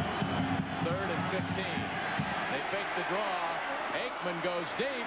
Willie Anderson stumbles at the 25. 1st and 10, UCLA. Charles Fryer, his cousin Irving of the Patriots, on the stop. They had a safety on Anderson. Blazek was trying to cover him and tried to interfere with him. Watch 23 inside here.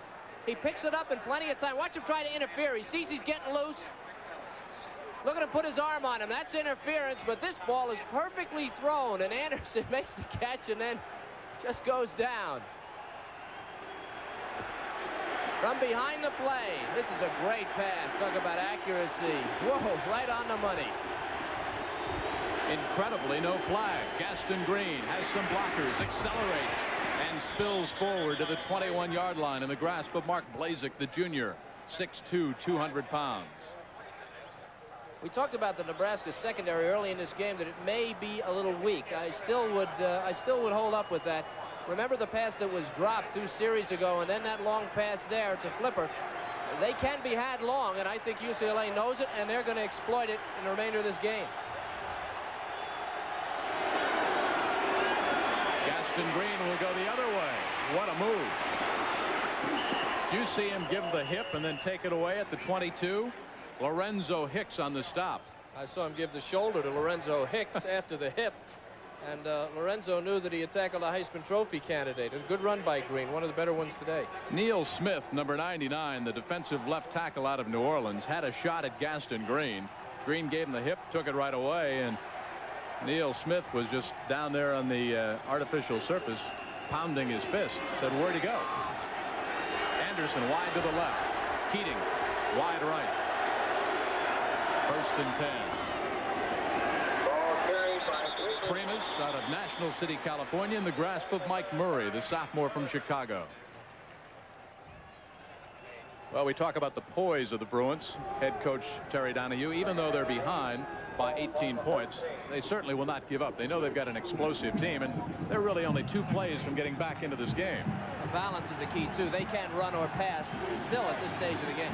And they've got to give their defense a rest. They've been out there a long ways. Anderson right, Gaston in motion. Paco Craig flanked out wide left.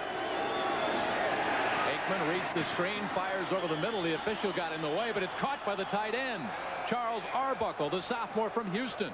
6'2", 239. I don't know how Arbuckle saw the pass. Well, it was pretty accurate here. Quick pass over the middle. Referee in the way. You're right, Jim. That's a good call by you. The referee screened the play. Aikman getting pumped up. Good play against Nebraska's defense. Neutralized the pass rush. Big 3rd and 3 play coming up now. Baxter split. Primus and Gaston. Slap to the left. Anderson is outside. He's the burner. Aikman long count. Might be an audible. Option. Gaston Green. Loses 2. Charlie Fryer, the junior. Talk about stringing out the Heisman. The pitch is the problem on this. Aikman's pitch. He's going away. He tries to pitch this with his left hand. Watch this pitch. It's a little bit short. Now, they were out there. Good pressure. We didn't get the pitch, but it was a little bit behind Green, and it made him wait, and Nebraska's defense caught up, and that was the difference in that play. Had he got it right on time, he might have been able to go upfield. So the Bruins will apparently settle for 3. This will be a 27-yard try. Already, Velasco has hit from 23 yards out. Same spot. Snap is high. Spot no good. And the Cornhuskers come up with a football. When things go wrong, mistakes multiply.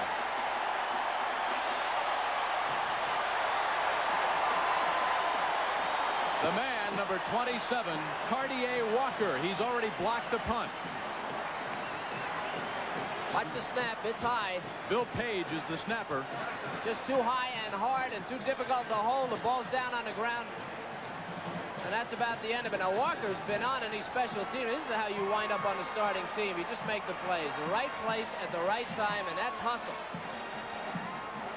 And still coming. That's great special teams play. I played on a lot of special teams, and you never stop.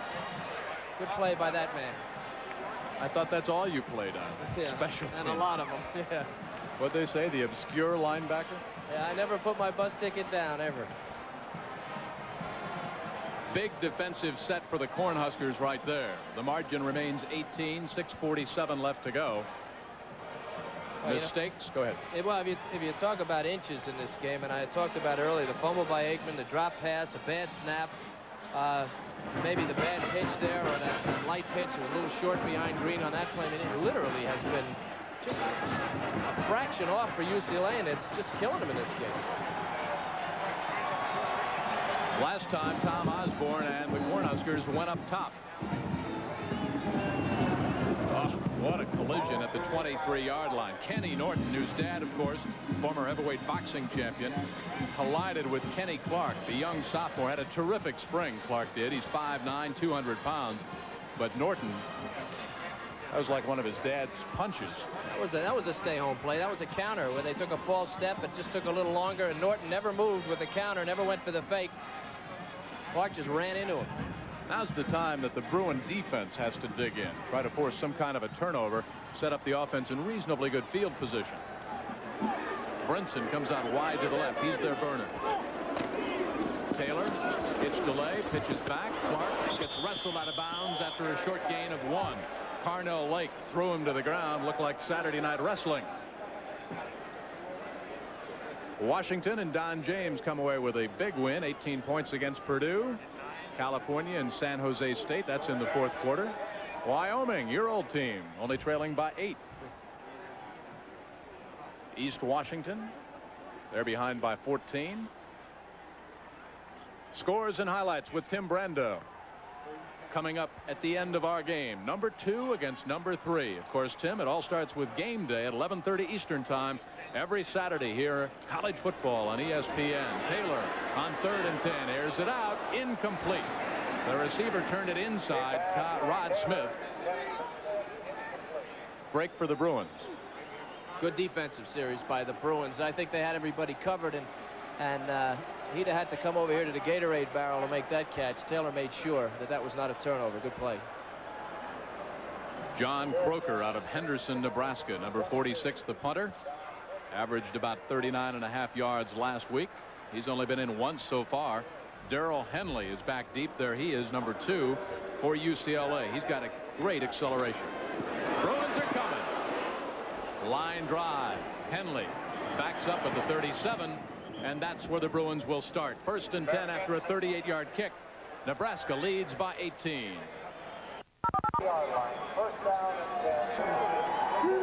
Tom Osborne not comfortable with an 18-point lead. Not with Troy Aikman at quarterback for UCLA talking to the troops. A little chalk talk on the sideline.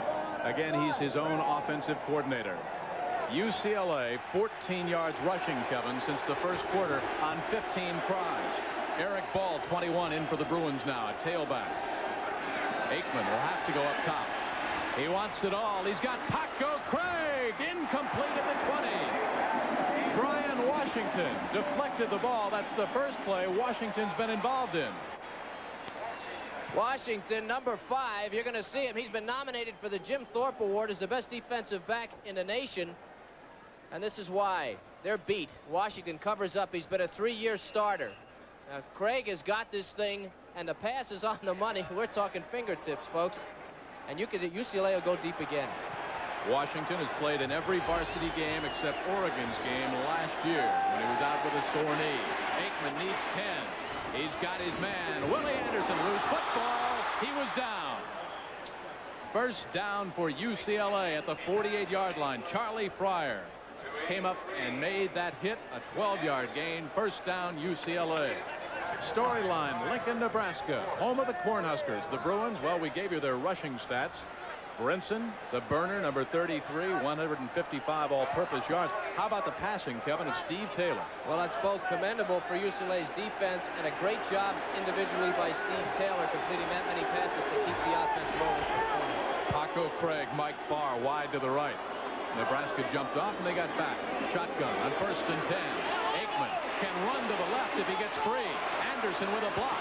Aikman dives out of bounds at the 37-yard line. Charlie Fryer there again. The thing about Aikman that you don't realize is he's 217 pounds at 6'3", and he led that wishbone at Oklahoma. He can run. May have been an infraction on this play. Watch the center for UCLA. Cornish. If he moved the ball before he snapped it. He did move it down, but they got back. Official didn't call it. Could have gone either way. Officials timeout. 5:08 left to go in the third quarter. Watch the bump there by Charles Fryer. He has 4.6 speed. He also lettered in basketball and track in Burlington, New Jersey, and his Huskies. You'll get a kick out of it.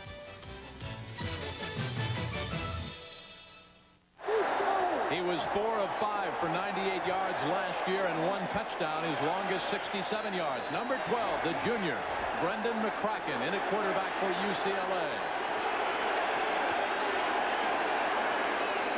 Pitchback, Eric Ball slithers down to the 30-yard line.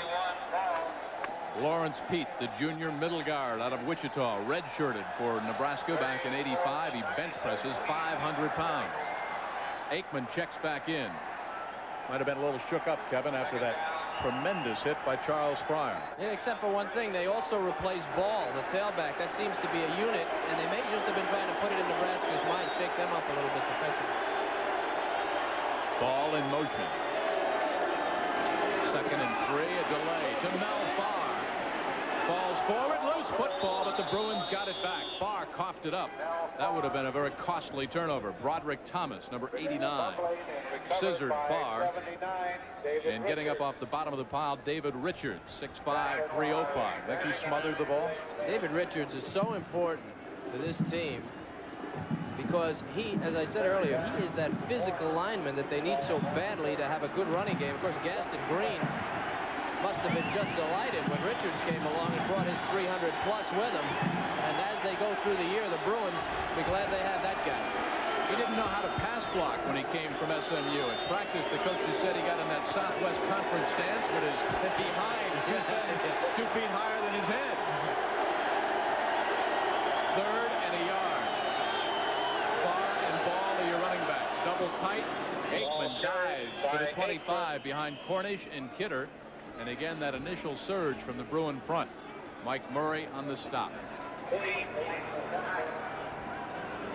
We talked about these guys. We talked about the quarterback sneak. Watch the reaction by the defensive player. Nobody on the center's nose. He closes down. The 2 safeties don't get up quick enough. It's a gimme. It's a gimme first down. Nebraska's going to have to adjust to that because UCLA is using that play to get important first down. Slot to the left. Craig is outside. Anderson, he's wide to the right. Shotgun on 1st and 10. Aikman. Lots of time. Got his man at the 6-yard line. Charles Arbuckle, the tight end. 1st and goal, UCLA. Starting tight end for this team normally would be Pickard. That was an 18-yard gain, and Arbuckle, Leonard is a true freshman. And this is why. He's got enough presence of mind to keep the feet. They say he is going to be a great, in fact, they said he is a great one, and he's going to be better. You'll see a lot of this guy from Houston, Texas. A lot of good players come out of Texas all the way to the coast. Big part of the offense. They say Arbuckle's future is just in front of him. 1st and goal from the 6. Ball stays in a tailback. Aikman with an audible. Ball. Touchdown.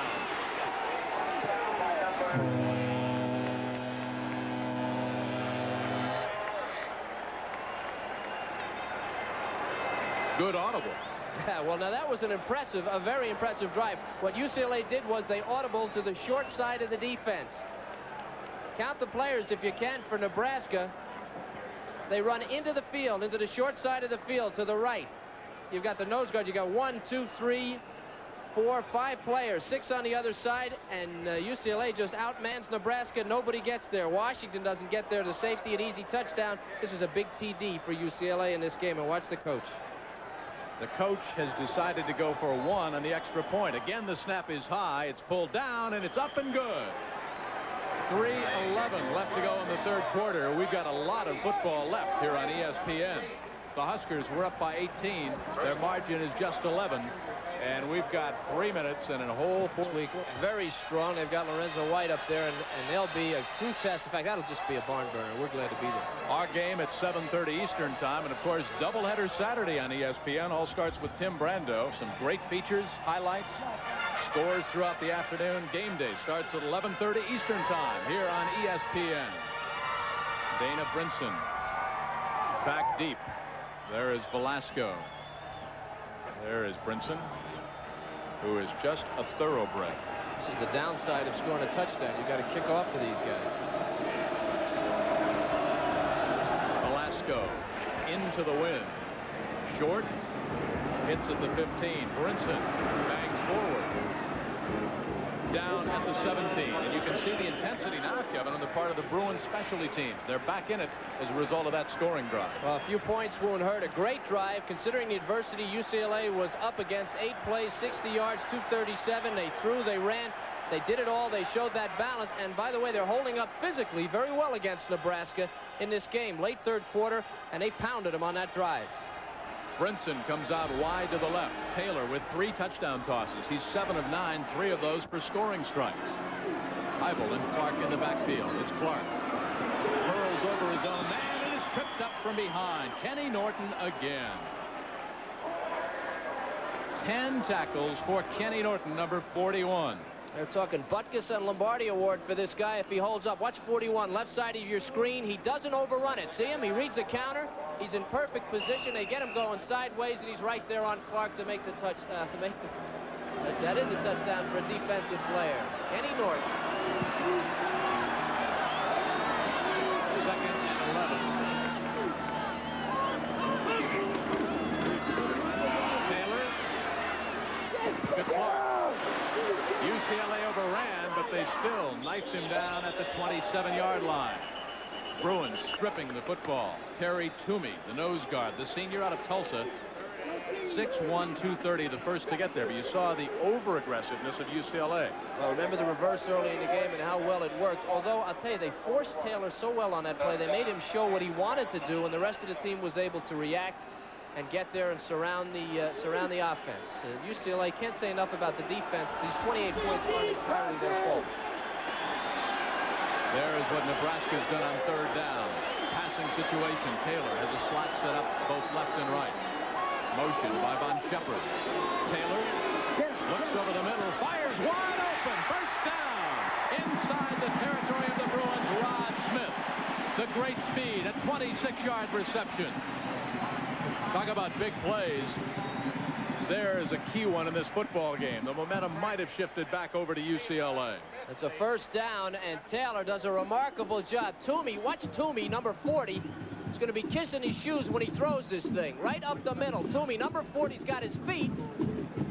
And this is the result. That could not have been a better pass. Into the middle of his zone. Smith makes the catch, got the good hands, and out of bounds. Great play by Taylor.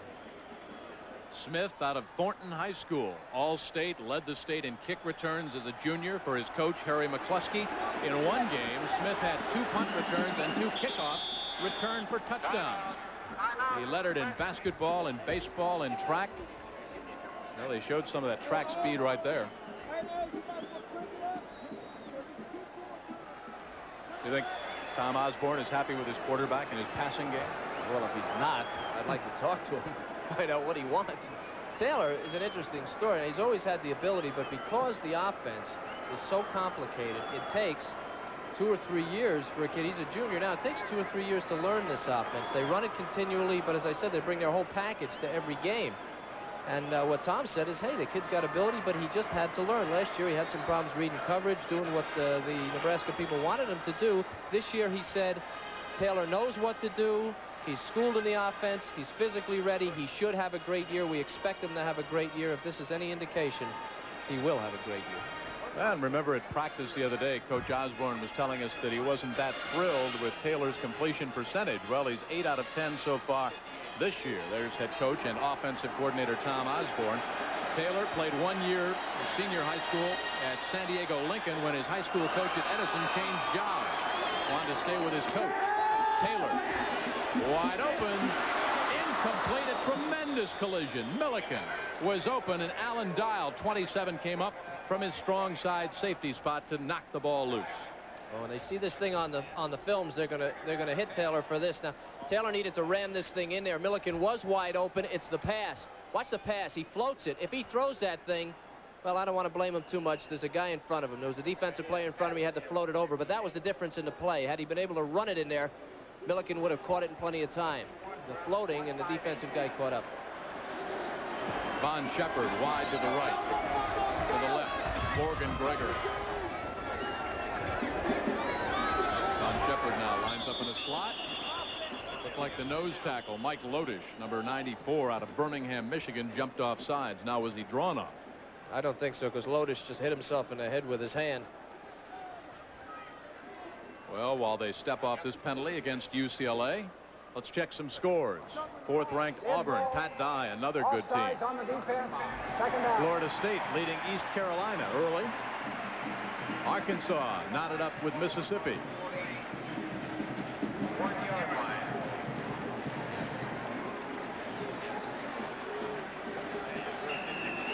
We might see Arkansas later in the year, you and I. I hope we do. That's a good team. I saw them last year. Very quick. 2nd and 5. That's a costly penalty. Morgan Gregory, top of your screen. Pitch back to Clark. Clark wrestled down at the 39 at UCLA by who else? Number 41, Kenny Norton.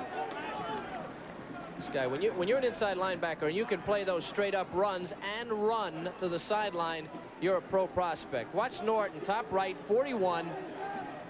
Watch him get out. Look at him with his hands, using his hands, moving, boom. I want to tell you makes the something. play. Kenny Norton Jr. was recruited as a running back. He was recruited the same year with Gaston Green. Now, obviously, Gaston Green could not play linebacker. So the running back, Kenny Norton, becomes a great Bruin linebacker. 3rd and 3. Clark slithers down to the 37-yard line. They might have to measure. Jim Waller on the stop, number 66 out of San Jose. A little bit short now. Crucial call for Tom Osborne. I would imagine with those refrigerators up front on the offensive line, he'll go for it. Well, think about what we said earlier. The strength of the offensive line is a key and a benefit and an advantage to Nebraska. Their tailback, and tailbacks are a strength in the team. This is the strength of their team. They should be able to get this. Jake Young, 68, 6'4", 250, back in at center. Less than a yard. Clark, first down, Nebraska at the 35. Waller and Norton on the stop. Great acceleration by Young and McCormick on the right side of that Nebraska front. 68 and 61. The I formation is an inside power formation. That is the bread and butter of the Nebraska team, and they make it work for them. Nebraska 2 for 2 on 4th down conversions. 30 seconds left to go in the third quarter. 28-17 our score. Number 2 Nebraska, number 3 UCLA. Double tight ends, Todd Milliken, Tom Banderas. Banderas with a touchdown catch. Clark motions top of your screen. There goes Dana Brinson. The Bruins stayed right with him. Carnell Lake. What a job by Lake. That's an inside handoff on like a scissor, the old scissor play. I know they don't call it, but he made that counter and he made the play. Carnell Lake.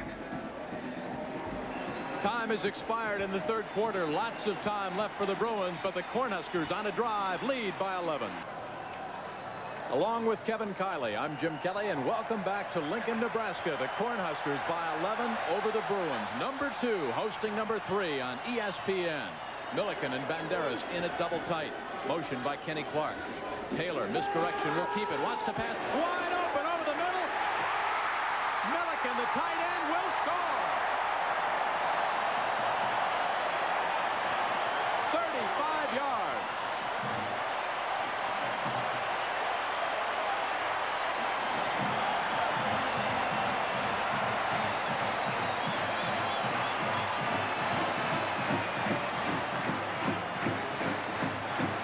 Milliken out of Shenandoah, Iowa. Well, take a look at Milliken, 43, and Banderas, 87. 87 in the middle of your screen, wide open.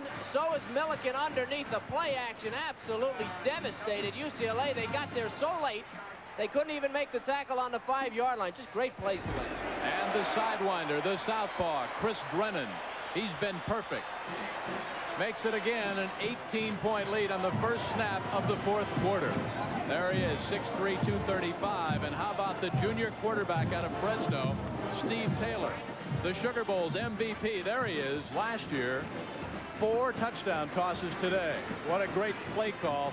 And of course, the misdirection, all the razzle-dazzle in the backfield, freezing the linebackers, allowing Milliken to get wide open.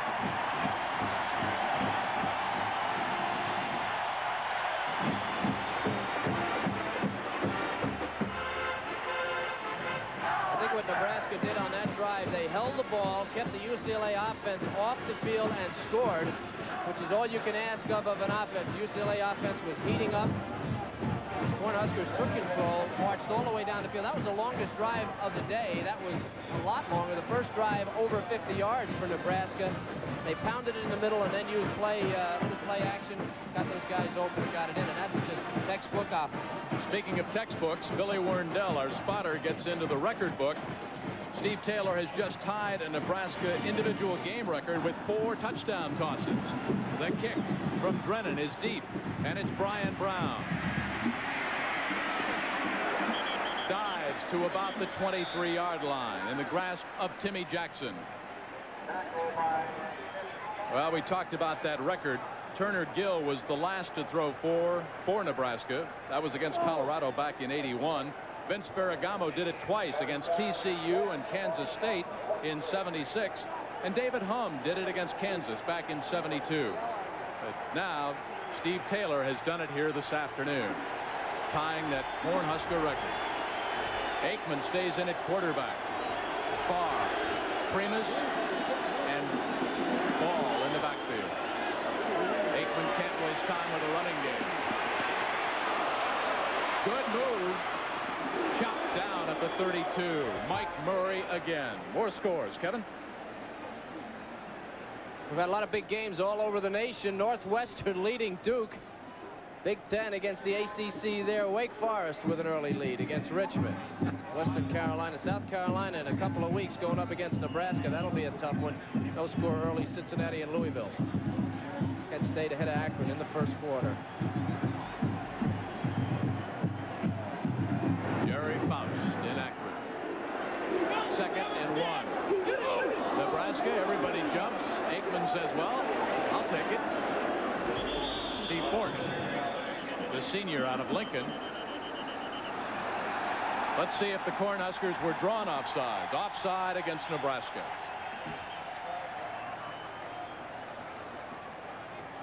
Well, what you're supposed to do, they teach the center. So listen to the officials. They teach the center. If a guy encroaches, once he gets in the area, you see Smith there, you're supposed to just snap the ball. It's an automatic penalty, and Aikman heads up here, except for his shirt might have gone for a touchdown. That's a good play. First down for UCLA. Center. Good play. That was Cornish making that play. Smart play by the sophomore. Dad played in the NFL with the Bears and the Dolphins, if that name Cornish is familiar to you.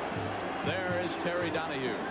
1st and 10 for his Bruins. They're behind by a bunch. The margin is 18. Ball motions to the left. Stunt is on for the Cornhuskers. The middle's wide open. Deflected and almost caught at the 45 by Paco Craig. Had he come up with that, it would have been a great individual effort, and a flag in the backfield of UCLA. Blazek, 23, deflected that ball. Penalty against UCLA.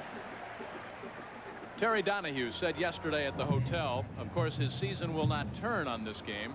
He really has 3 seasons. There are the conference games, there are the non-conference games, and then there's the game against USC. And then there's the Rose Bowl, or the Freedom Bowl, or whatever bowl. He goes to a bowl every year. In fact, he's won 5 straight Still bowl first down. 5 straight bowl games. But of course, that inter-city rivalry with USC is the big one. He's beaten USC the last 4 times in a row, 5 of the last 7. And he lost his first 4 to USC, which was a big problem, obviously, out on the coast in Los Angeles when he was losing, at least for Bruin fans. Gaston Green checks back in. He's been a non-factor in this football game. Out of the shotgun on 1st and 20. Aikman needs a bunch. Sideline right. At the 42, trapped by Willie Anderson.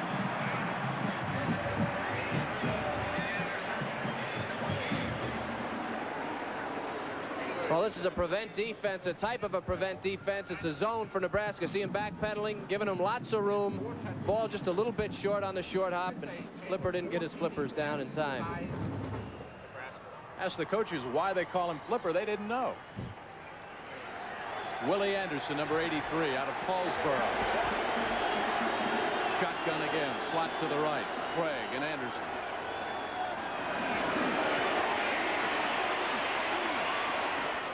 Paco Craig close to first down yardage at the 46-yard line.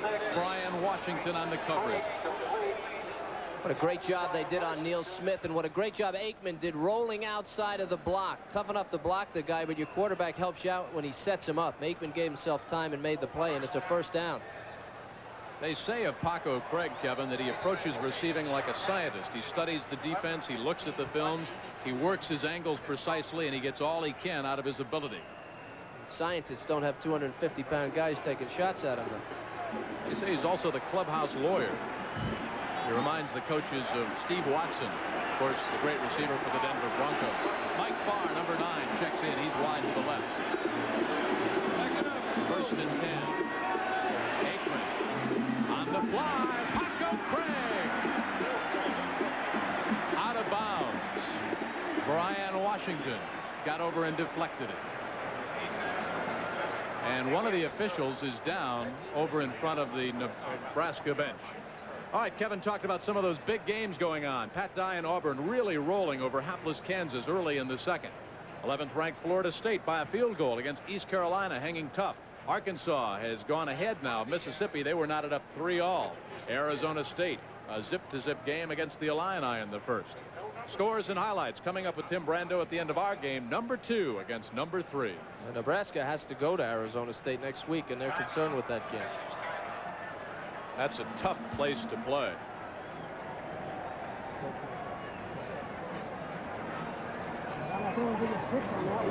One of the officials over by the Nebraska bench got a knee after that incompleted pass.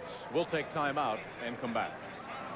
CFA football being brought to you by Dodge Import Trucks and the new Dodge Ram 50 and Raider. We're going places. And by Kentucky Fried Chicken. Kentucky Fried Chicken. We do chicken right. Along with Kevin Kiley, I'm Jim Kelly, and welcome back to Lincoln, Nebraska. 13:01 left to go in this football game. The Cornhuskers leading the Bruins by 18. Storyline, Lincoln, Nebraska. It was UCLA scoring first, and then Steve Taylor got the hot hand. 9 of 12, 4 of those for touchdowns. UCLA 23 yards rushing since the first quarter. I think that the Nebraska defense has done a good job, obviously, on that, but they have the balance to come back in the game, or did have the balance. Nebraska's last touchdown kind of hurt him there. 8 of 12 third down conversions. That goes with Taylor's passing. He's just done a fantastic job. And the Nebraska sacks. UCLA's become predictable in this game, and I think Nebraska's been able to lay their ears back and make the plays. And how about the Nebraska defense, and what a job they have done on the Heisman hopeful Gaston Green. 2nd and 10, UCLA. Green in motion now, near side.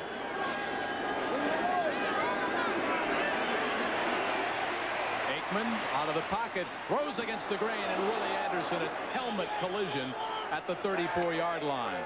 Leroy Etienne, number 47, on the stop. 6 officials now because the field judge, Richard Schnell out of Kent, Washington, still being attended to over on the sideline, and they have brought the stretcher out now for Richard Schnell. He is the field judge, apparently caught a knee, and they have brought the stretcher. There is Richard. 1st and 10, UCLA at the 34 of Nebraska. Hurry up offense. They go without a huddle. Aikman heating up to tight end. Arbuckle dives to the 20. 1st down again. Etienne again. I think one of the reasons that Green has not run the ball is because they haven't really given him the ball. They've gone exclusively to this play action on 1st down, and they're behind. They're just trying to get the ball out there. You see Gaston coming out of the game. They've used him mostly in motion, and what they're trying to do is get up and down the field with the wind behind them here in the 4th quarter. They're not bashful about putting it up. Line of scrimmage just inside the 20. You can see all sorts of motion, and again, that time Cornish kind of rotated the football, and then the right side of the line, John Kidder and David Richards started to back up. When both of them go, you have to feel that there's confusion on the snap count. Ball starts on the offense. Still 1st down. Schnell, the injured official, played for Bob Devaney when he was the coach at Wyoming, which I don't know that people realize that he was a great coach for Wyoming before he came here to Nebraska and finally gave way to Tom Osborne. Of course, Bob Devaney, a legend here at Nebraska, the athletic director, and the man who Tom Osborne said was most influential in his coaching career. 1st and 15, shotgun for Aikman. Aikman can run. He's got to get rid of it. He does not. The sack by Tim Rother.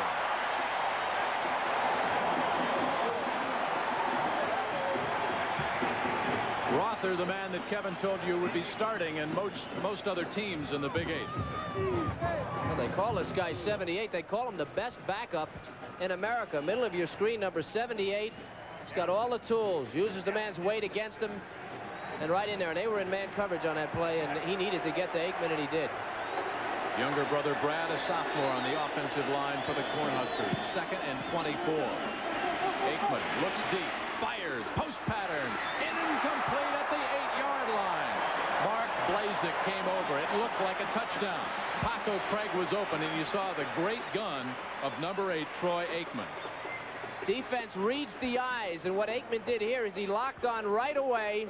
Watch how far Blazik, left of your screen, will come to make this play. This pass is a pretty good pass. Blazik all the way because he's watching Aikman. He's the free safety, and bang. He's able to make that play, and if Aikman maybe looked off a little bit, then Blazik would have been a step slow. Aikman, 13 of 20, 210 yards, a career high, but his team, the Bruins, behind by 18. 3rd and 24. Shovel pass almost intercepted. The Cornhusker defense was right there. Tim Rother again. Primus was the man for whom the ball was going to be lateraled, and Broderick Thomas and Tim Rother, they had Primus covered like a blanket. Well, that's just like a draw or a screen. You got to hold your block for longer than this. Broderick and Rother, see, look how quick he's in there. He has to be held up a little bit. He was headed that way. Aikman make a bad decision by tossing it to him. You like the play call on 2nd and 24? Yeah, I like the play call. I just thought that the execution by the lineman, he should have tried to hold him up a little bit. Slot to the left. Aikman needs a touchdown. 4th and 29, and now he can't hear. He'll take time out. 76,000 strong, not many wearing the blue and gold of UCLA. 10:38 left to go. Huskers by a bunch. With Kevin Kiley, I'm Jim Kelly, and welcome back to Lincoln. Number 2, Nebraska, routing 3rd-ranked UCLA 35-17. On 4th and 29, Terry Donahue now has decided to punt the ball. Kirk Maggio, number 46, is in. He will hang it high and short and hope for a turnover or good field position. It hits at the 14, bounces backwards, and is finally down at the 18-yard line. Now they say it was not down at the 18, it was down at the 22. And what UCLA did there, they ran their punt team on after the timeout and caught Nebraska with their defense on the field, no returner. It was a good idea, but the ball took a bad bounce. 10:25 left to go in this football game. 10:25 left to go in the ESPN career of our senior operations producer, Russ Gabay. Done a terrific job through the years. We wish him well in his future endeavors. The king of graft. He can get more done with pins and hats. He get meals catered. Pitch back.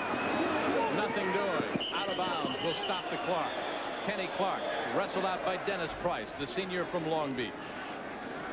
Well, Nebraska now just wants to run the clock down. They've got an 18-point lead. UCLA has shown they can strike and get into the end zone, so the best defense is to keep your offense on the field, and Nebraska's done that very well here in the 3rd and 4th quarter. You know, the last team to hold Gaston Green under 50 yards, Oklahoma in the Big 8. That's not really a major surprise. UCLA has had their problems with Nebraska and Oklahoma in the Big 8.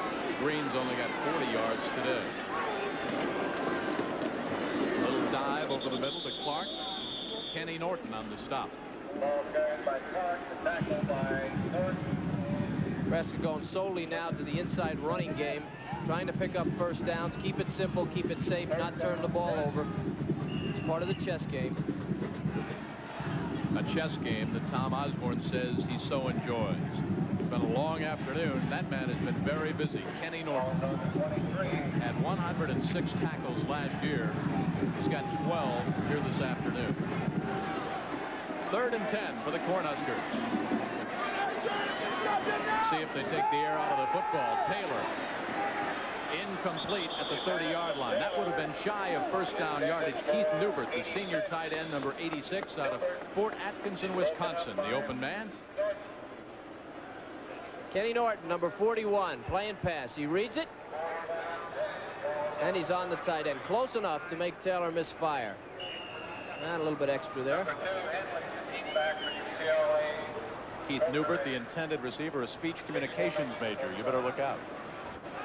Yeah. John Croker is back deep. He's number 46, the punter for Nebraska, 5'11", 175 pounds. Let's see if the Bruins have the return on. They do. Line drive. Darrell Henley will field at the 36. Upended at the 39. Good effort by Todd Milliken, the tight end, who has a touchdown reception. The Bruins trail by 18. Carolina and Florida State. Interesting score here. They upset North Carolina State last week. They're tied against the 11th-ranked Seminoles, 3-3 in the second. And Illinois and Arizona State are at 0-0 in the first quarter. Bino Cook and Lee Corso will be joining me for the scoreboard show immediately following Nebraska and UCLA. Let's get back to Jim and Kevin. Well, Bino picked Wisconsin over Hawaii earlier on game day. He was right on that one. Tim will have all the scores and highlights coming up at the end of number 2 against number 3. Shotgun for Aikman, 1st and 10 from his own 40. Green and Farr back in there for the Bruins. Gaston Green chopped down for a loss of 2. Neil Smith, the senior from New Orleans, the fastest lineman ever at Nebraska, showed you his speed right there. And not only is this guy fast, he's got a 7.5-foot arm span. That's as tall as Manute Bol is, and he's using all of it. Never goes for the fake. He wraps that 7.5-foot arm span around Gaston. That's why Gaston hasn't run for many yards. That's not an arm span, that's a wingspan. You could take off on that. That's it. If he had bigger hands, he could fly. Missed spring practice last year because of a calcium deposit on his hip. Come back strong. Aikman over the middle, looks for Willie Anderson, dropped to the 25. Charlie Fryer took it away, batted it loose. That had 6 written all over it. I'm going to tell you what, that was great defensive coverage. Now, Fryer's the only true cornerback on this team. Watch his right hand. He's in perfect position, but he could have a penalty if he doesn't do it. Look at his right hand. I mean, that ball is on the money, and so is Fryer. Tremendous defensive play by Fryer. Look how well that ball was thrown by Aikman, though. A tremendous effort. A lot of those balls have been batted away at the last minute, have been dropped. We talked about the Cowboy scouts that went into the Bruin camp and watched him throw for 3 days and said they've never seen so many catchable balls put up by a quarterback. 7 of 14 now for the young junior. In trouble. Dances to the 39. Leroy Etienne on the stop. Out of New Iberia, Louisiana. And the punting team has to come on, and a standing ovation in a sea of red here in Lincoln.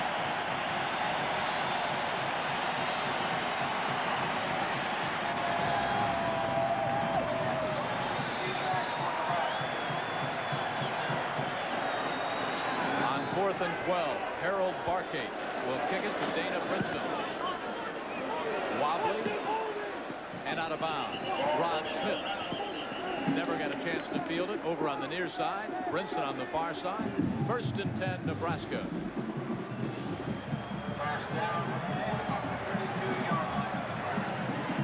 Well, coming up at the end of our game, the Hartford College scoreboard report. Tim Brando putting in a marathon day. Started with game day at 11:30 Eastern time. ESPN, your place to be every Saturday for college football. Scores, highlights, the best matchups like this one, number 2 against number 3. Next week, Kevin and I will be in South Bend. We've got Notre Dame, who upset Michigan today, playing host to the Michigan State Spartans.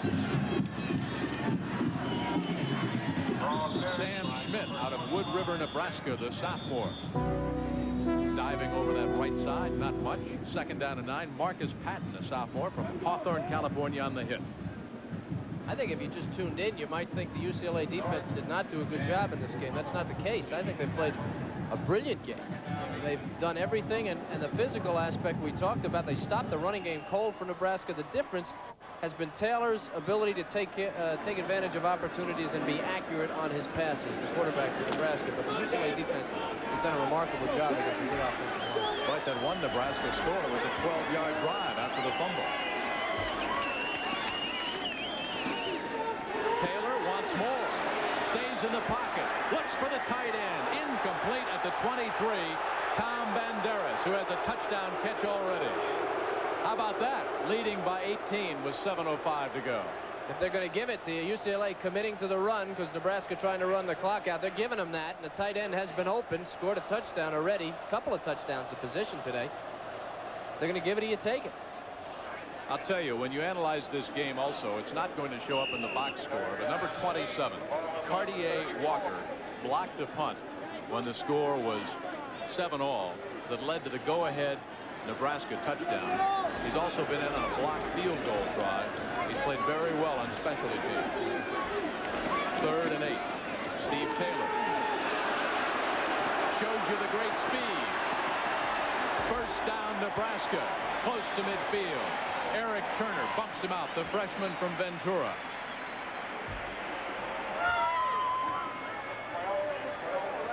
Well, we talked about Steve Taylor and the fact that in high school he broke Marcus Allen's all-time. There he is. That was our friend Cartier Walker, who blocked the punt and the field goal. A couple of key plays. Steve Taylor, 12 rushes, 30 carries. breaking Marcus Allen's total offensive record in high school, 3,211 yards.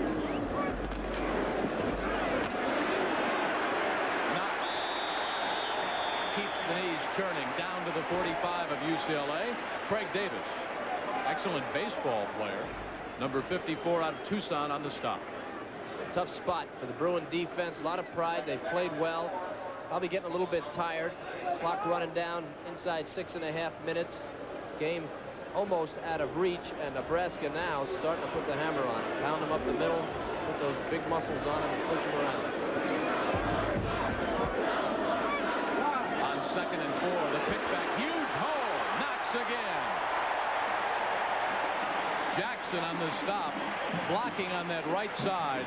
John McCormick, 61, Kevin Leitner, 57. When you get tired, a good play to run against the defense is a trap. And here it is, left guard coming across. Knox picking the outside hole, not the inside hole.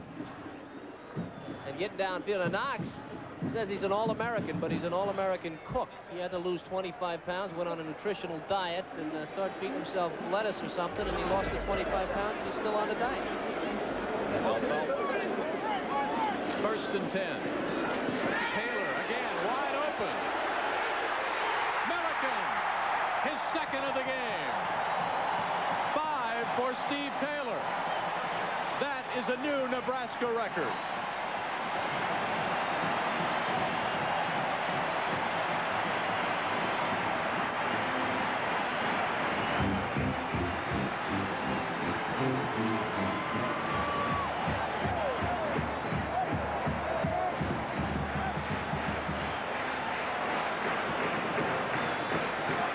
When you run, you pass. Nebraska establishing the running game inside. They were able to pass, and the tight end's been open all day. Chris Drennan has had a perfect afternoon. Out of the hold of Clete Blakeman. 5:37 left to go on a long afternoon for UCLA.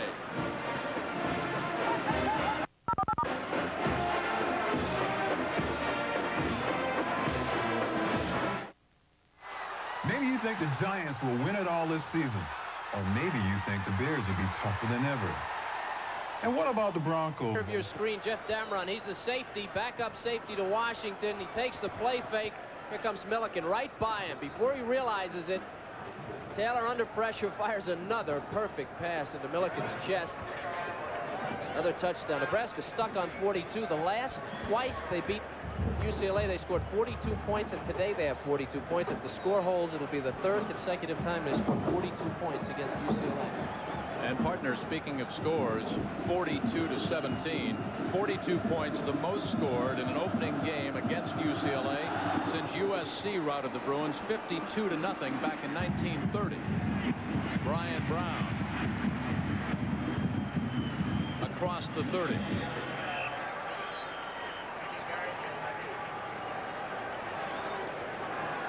McCracken will check in at quarterback, the junior out of La Canada, California. 6-footer, 203 pounds, 4 of 5 last year for 80 yards. A body surfer.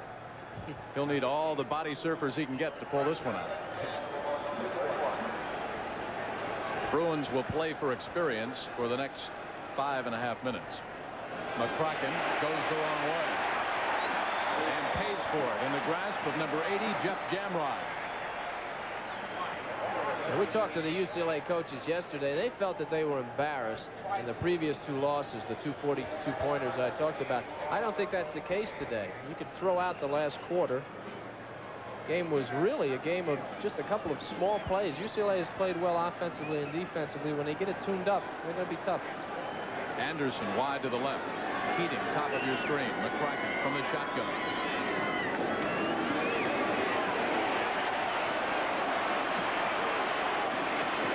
Will stop the clock across the 40. First down for UCLA. Clayton bumped him out, the senior from Orlando. You saw a little bit of McCracken's value. They say he's got great legs. As a quarterback, they don't talk about his arm, they talk about his legs. He's got that great ability to run the option, and he does throw the ball pretty well. He was 2 for 5 last week, and he'll see a lot of action. Good combination, Aikman McCracken. Willie Anderson comes wide to the left. Paco Craig wide wide right. Primus and Green are in the backfield.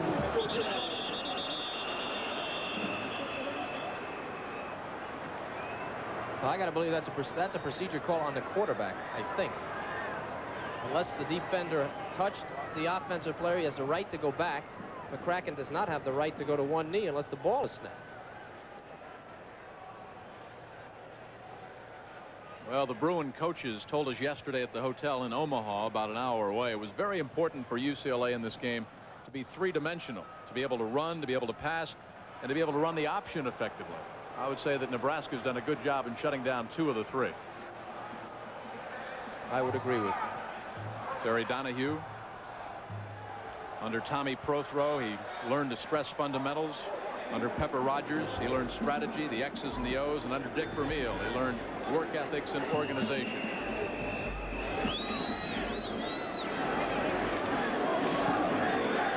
McCracken.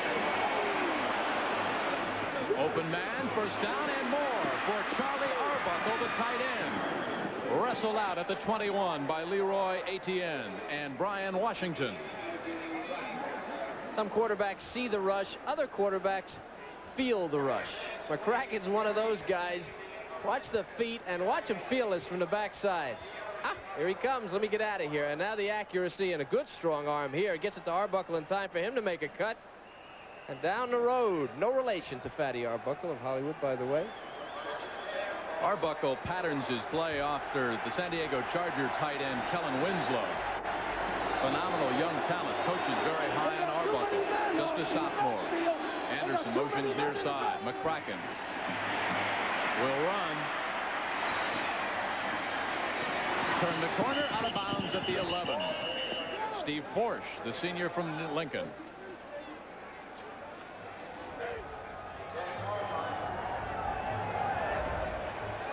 This is real valuable time for McCracken. He's doing well. He didn't do well earlier in the game when he was in, but he'll leave this game with a positive attitude. He's done very well on this drive, and he's using his skills to good advantage for UCLA, pulling the ball down and going upfield right away. Pitch back. Gaston Green dances down inside the 5. Steve Forsch again. Basketball coach. His dad, a very successful basketball coach in Lincoln East High School here in town. You know, they say of Gaston Green that when visiting schools like Nebraska, and Tom Osborne told us the story the other day, when they look at Gaston Green on film, you have to look at the film 3 and 4 times. It's like the film has been edited. He's that quick. He's that explosive. Has not been this afternoon. Cuts it back against the grain and will get close to the goal line and score.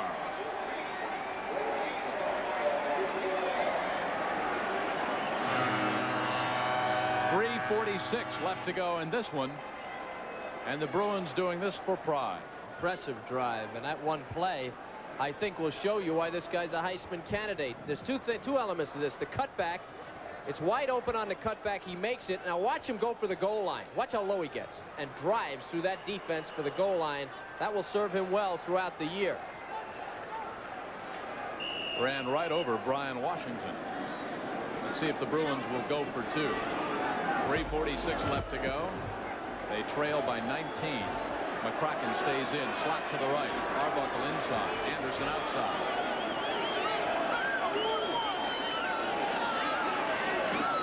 Green will get the 2. Brings the Bruins back to within 17. The blocking by number 72, the sophomore out of Pico Rivera, California, Ray Villalobos. 3:46 left to go. Cornhuskers on top big. Presentation of CFA football has been brought to you by the 20-mile-a-day Red Wing shoe and boot, and by the Ace Hardware Corporation. Ace is the place.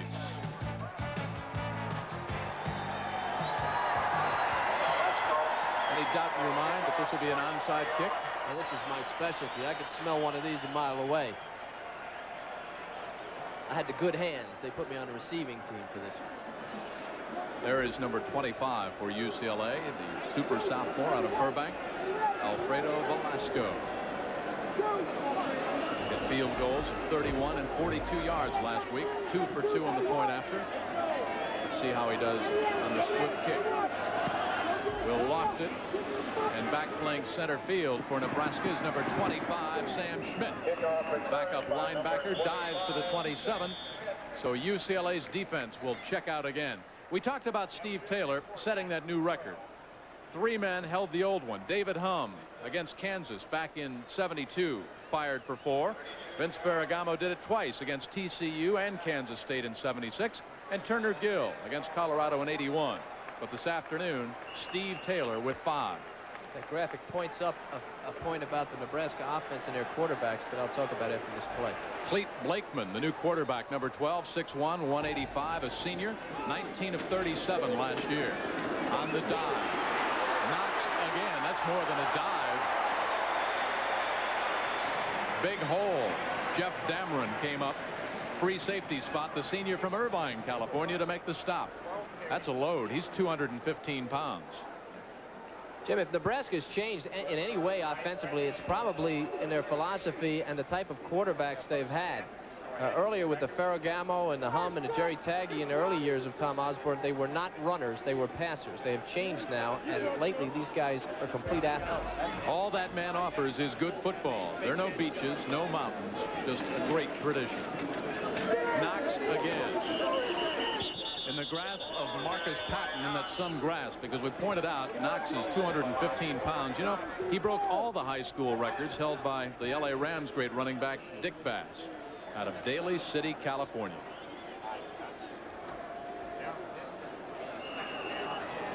Second down, 10 yards to go.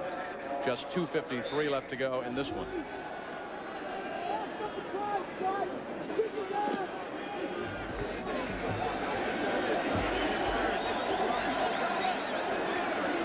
Double tight. Knox, a little misdirection. Clete Blakeman, loose football, and UCLA's got it. Scott Stevenson, 5'11", 186, a senior. He bench presses 308 pounds. He bench pressed the pigskin. UCLA with 2.5 left will get good field position, but they're down by 17. Well, they just lose. You know, interesting that Nebraska has lost 3 of these in this game. He tried to give it to the guard there. They have lost 3 fumbled snaps from center. They still have 42 points and a comfortable lead.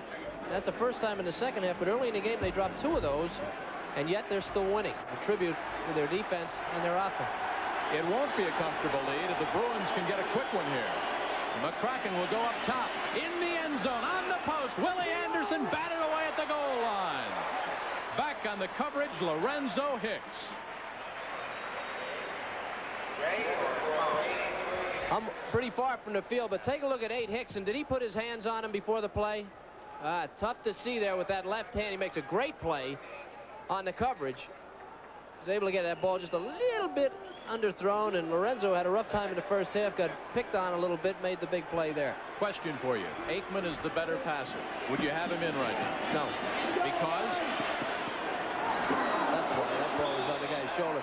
Well, because I think that McCracken did a good job on the last drive, and he may open up the passing game a little bit because of the running threat. Aikman, he'll sit on Aikman if he's in there, and I think that McCracken needs the experience. David Keating was the man sandwiched down at the 25. Neil Smith, 99, crashing through on McCracken. McCracken never saw whether it was complete or dropped. Smith, 99, missed the spring practice because of the calcium deposit. Came to Nebraska in '84 as a 208-pound freshman. He'll leave as a 265-pound senior. Movement on the right side of the line. Richards and Schmidt backing up.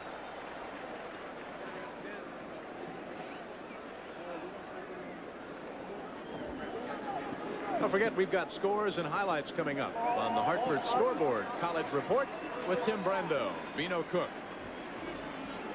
right after our game. Neil Smith has him so nervous on the right side of the line that they're actually reacting to his step, to his rush. They're not even listening to the count, and that's why they've been offsides over there. Every time that guy twitches, he's beat him up so bad today that they're just nervous.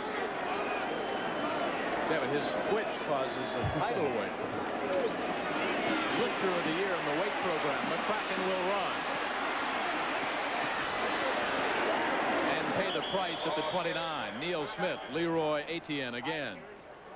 Smith, you wonder what a defensive lineman is doing chasing a quarterback down 15 yards beyond the line of scrimmage.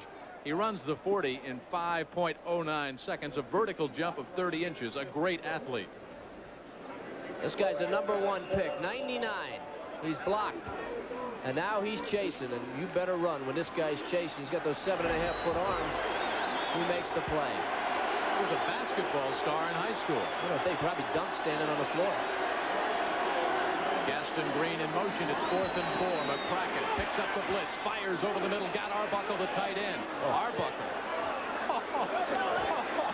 Arbuckle carried 4 Cornhuskers for the first down. He's 6'2", 239. He wants to be a banker. You put 18 wheels on it. Yes. I think another point about let's talk about McCracken. Another point about this kid is he actually has more experience than Aikman. Reads the blitz, hits the hot guy, which is the tight end curled up in the middle, and here right into your living room with the entire Nebraska team hanging on his back. That's a good point. Guevara from the Giants. He looks a lot like him. You could take Arbuckle on a 3-day cruise. How many guys can you carry on your back, Jim?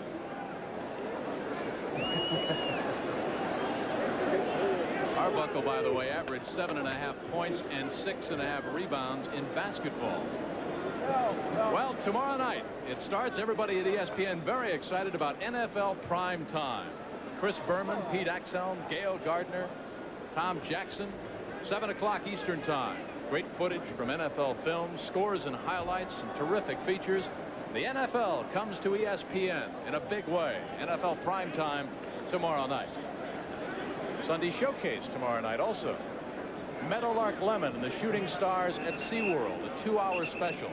You'll see penguins. But you'll see Shamu the whale. Do we get to see you in a bathing suit? Didn't have one big enough. See me with Shamu. A couple of surprises. We're in the penguin cage. 1st and 10, UCLA with 1:22 left to go. McCracken sends Anderson wide to the left. McCracken goes down on one knee, probably saying a prayer. Mike Murray comes crashing through, the sophomore.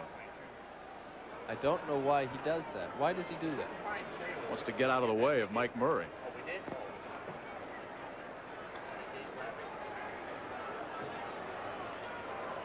Defense, offsides, first down.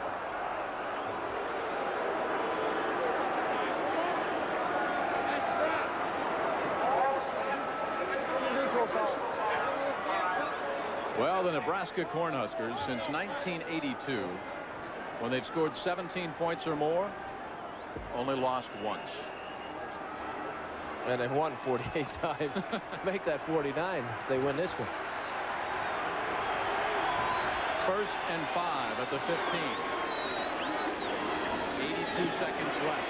McCracken in trouble. Fires. Caught by Arbuckle. 1st and goal, the Bruins at the 5-yard line. Jeff Jamrock. 75 seconds left to go. Tim Rother pressured McCracken. McCracken now. Hurry-up offense.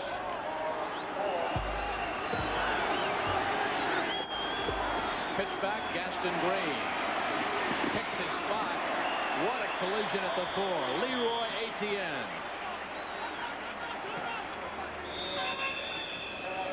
And that guy's a hitter and an athlete. Neil Smith was over there, too, from his defensive tackle position. And I'll tell you what, Gaston probably came up against 2 of the best defensive players in the Big 8 right there. Etienne, the Louisiana Defensive Player of the Year in '83 and '84 for his high school coach Wiley Fraze out of New Iberia, Louisiana. Next week, Mike Patrick, Lee Corso will have Don James and the Huskies ranked number 13th against Jackie Sherrill and the Aggies at Texas A&M from College Station. And then at 7:30, Kevin and I will have the Fighting Irish for you. The 16th ranked Irish head coach Lou Holtz in his debut. Big upset against Bo Schembechler. And of course the Wolverines up in Ann Arbor this afternoon.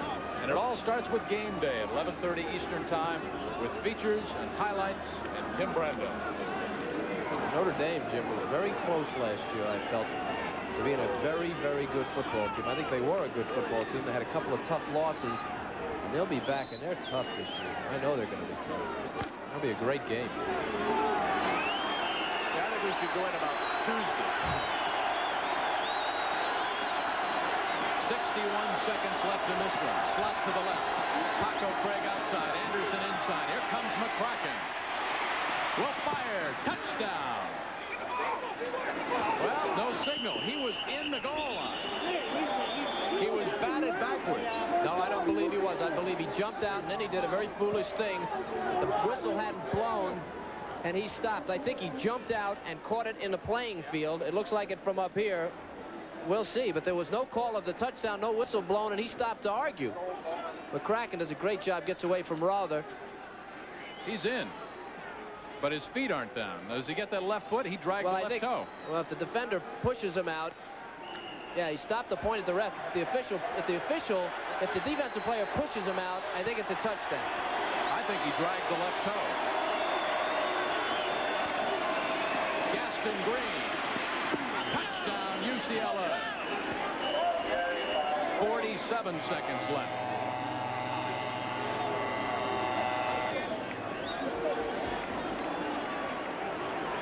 Well, one thing you can say about the UCLA Bruins, they are a finely tuned and finely coached football team. They were behind by some 25 points, never gave up. This is an impressive offense. So that's two pretty good drives here late in the game. And their defense, even though the 42 points, I said it earlier, played well, this is a pretty strong football team, UCLA. And an important, I think the point total here is very important to them, because they had a lot of trouble with losing by the margins that they did. One of those games was 42-3. They could only manage a field goal. So to get close is important to the Bruins, and they are getting closer. And to try to make it even closer, they'll go for two again. Arbuckle in the slot inside. Outside's Willie Anderson. Green and Farr are your running backs. Gaston Green keeps the knees turning and gets in. Simply a great individual effort. They had him stopped at the 2. Lawrence Pete had him tied up at the 2-yard line, and watch Villalobos.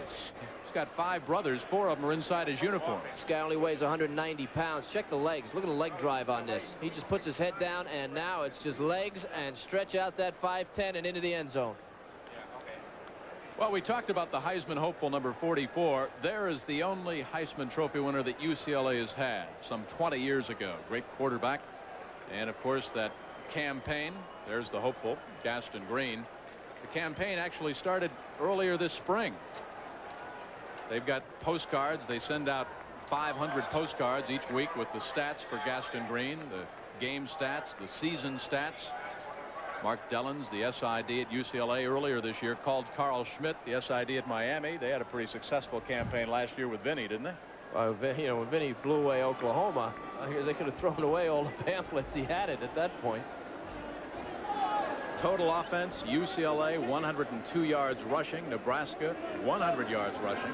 UCLA is outpassed Nebraska 267 to 217, but those 5 touchdown tosses by Steve Taylor and some very, very good field position. Here comes the onside. Cornhuskers cover it at the 46-yard line. Morgan Gregory, a wide receiver. How about this? Steve Taylor will come back in. Of course, the experience. And the fumbled exchange. I think the last play from scrimmage offensively from Nebraska was a fumbled exchange that UCLA just turned into a touchdown. I don't think he would have been back in except for that turnover. 9-point game with 47 seconds left. Scores and highlights with Tim Brando and Vino Cook coming up. Steve Taylor, 10 completions, 5 of those for touchdowns.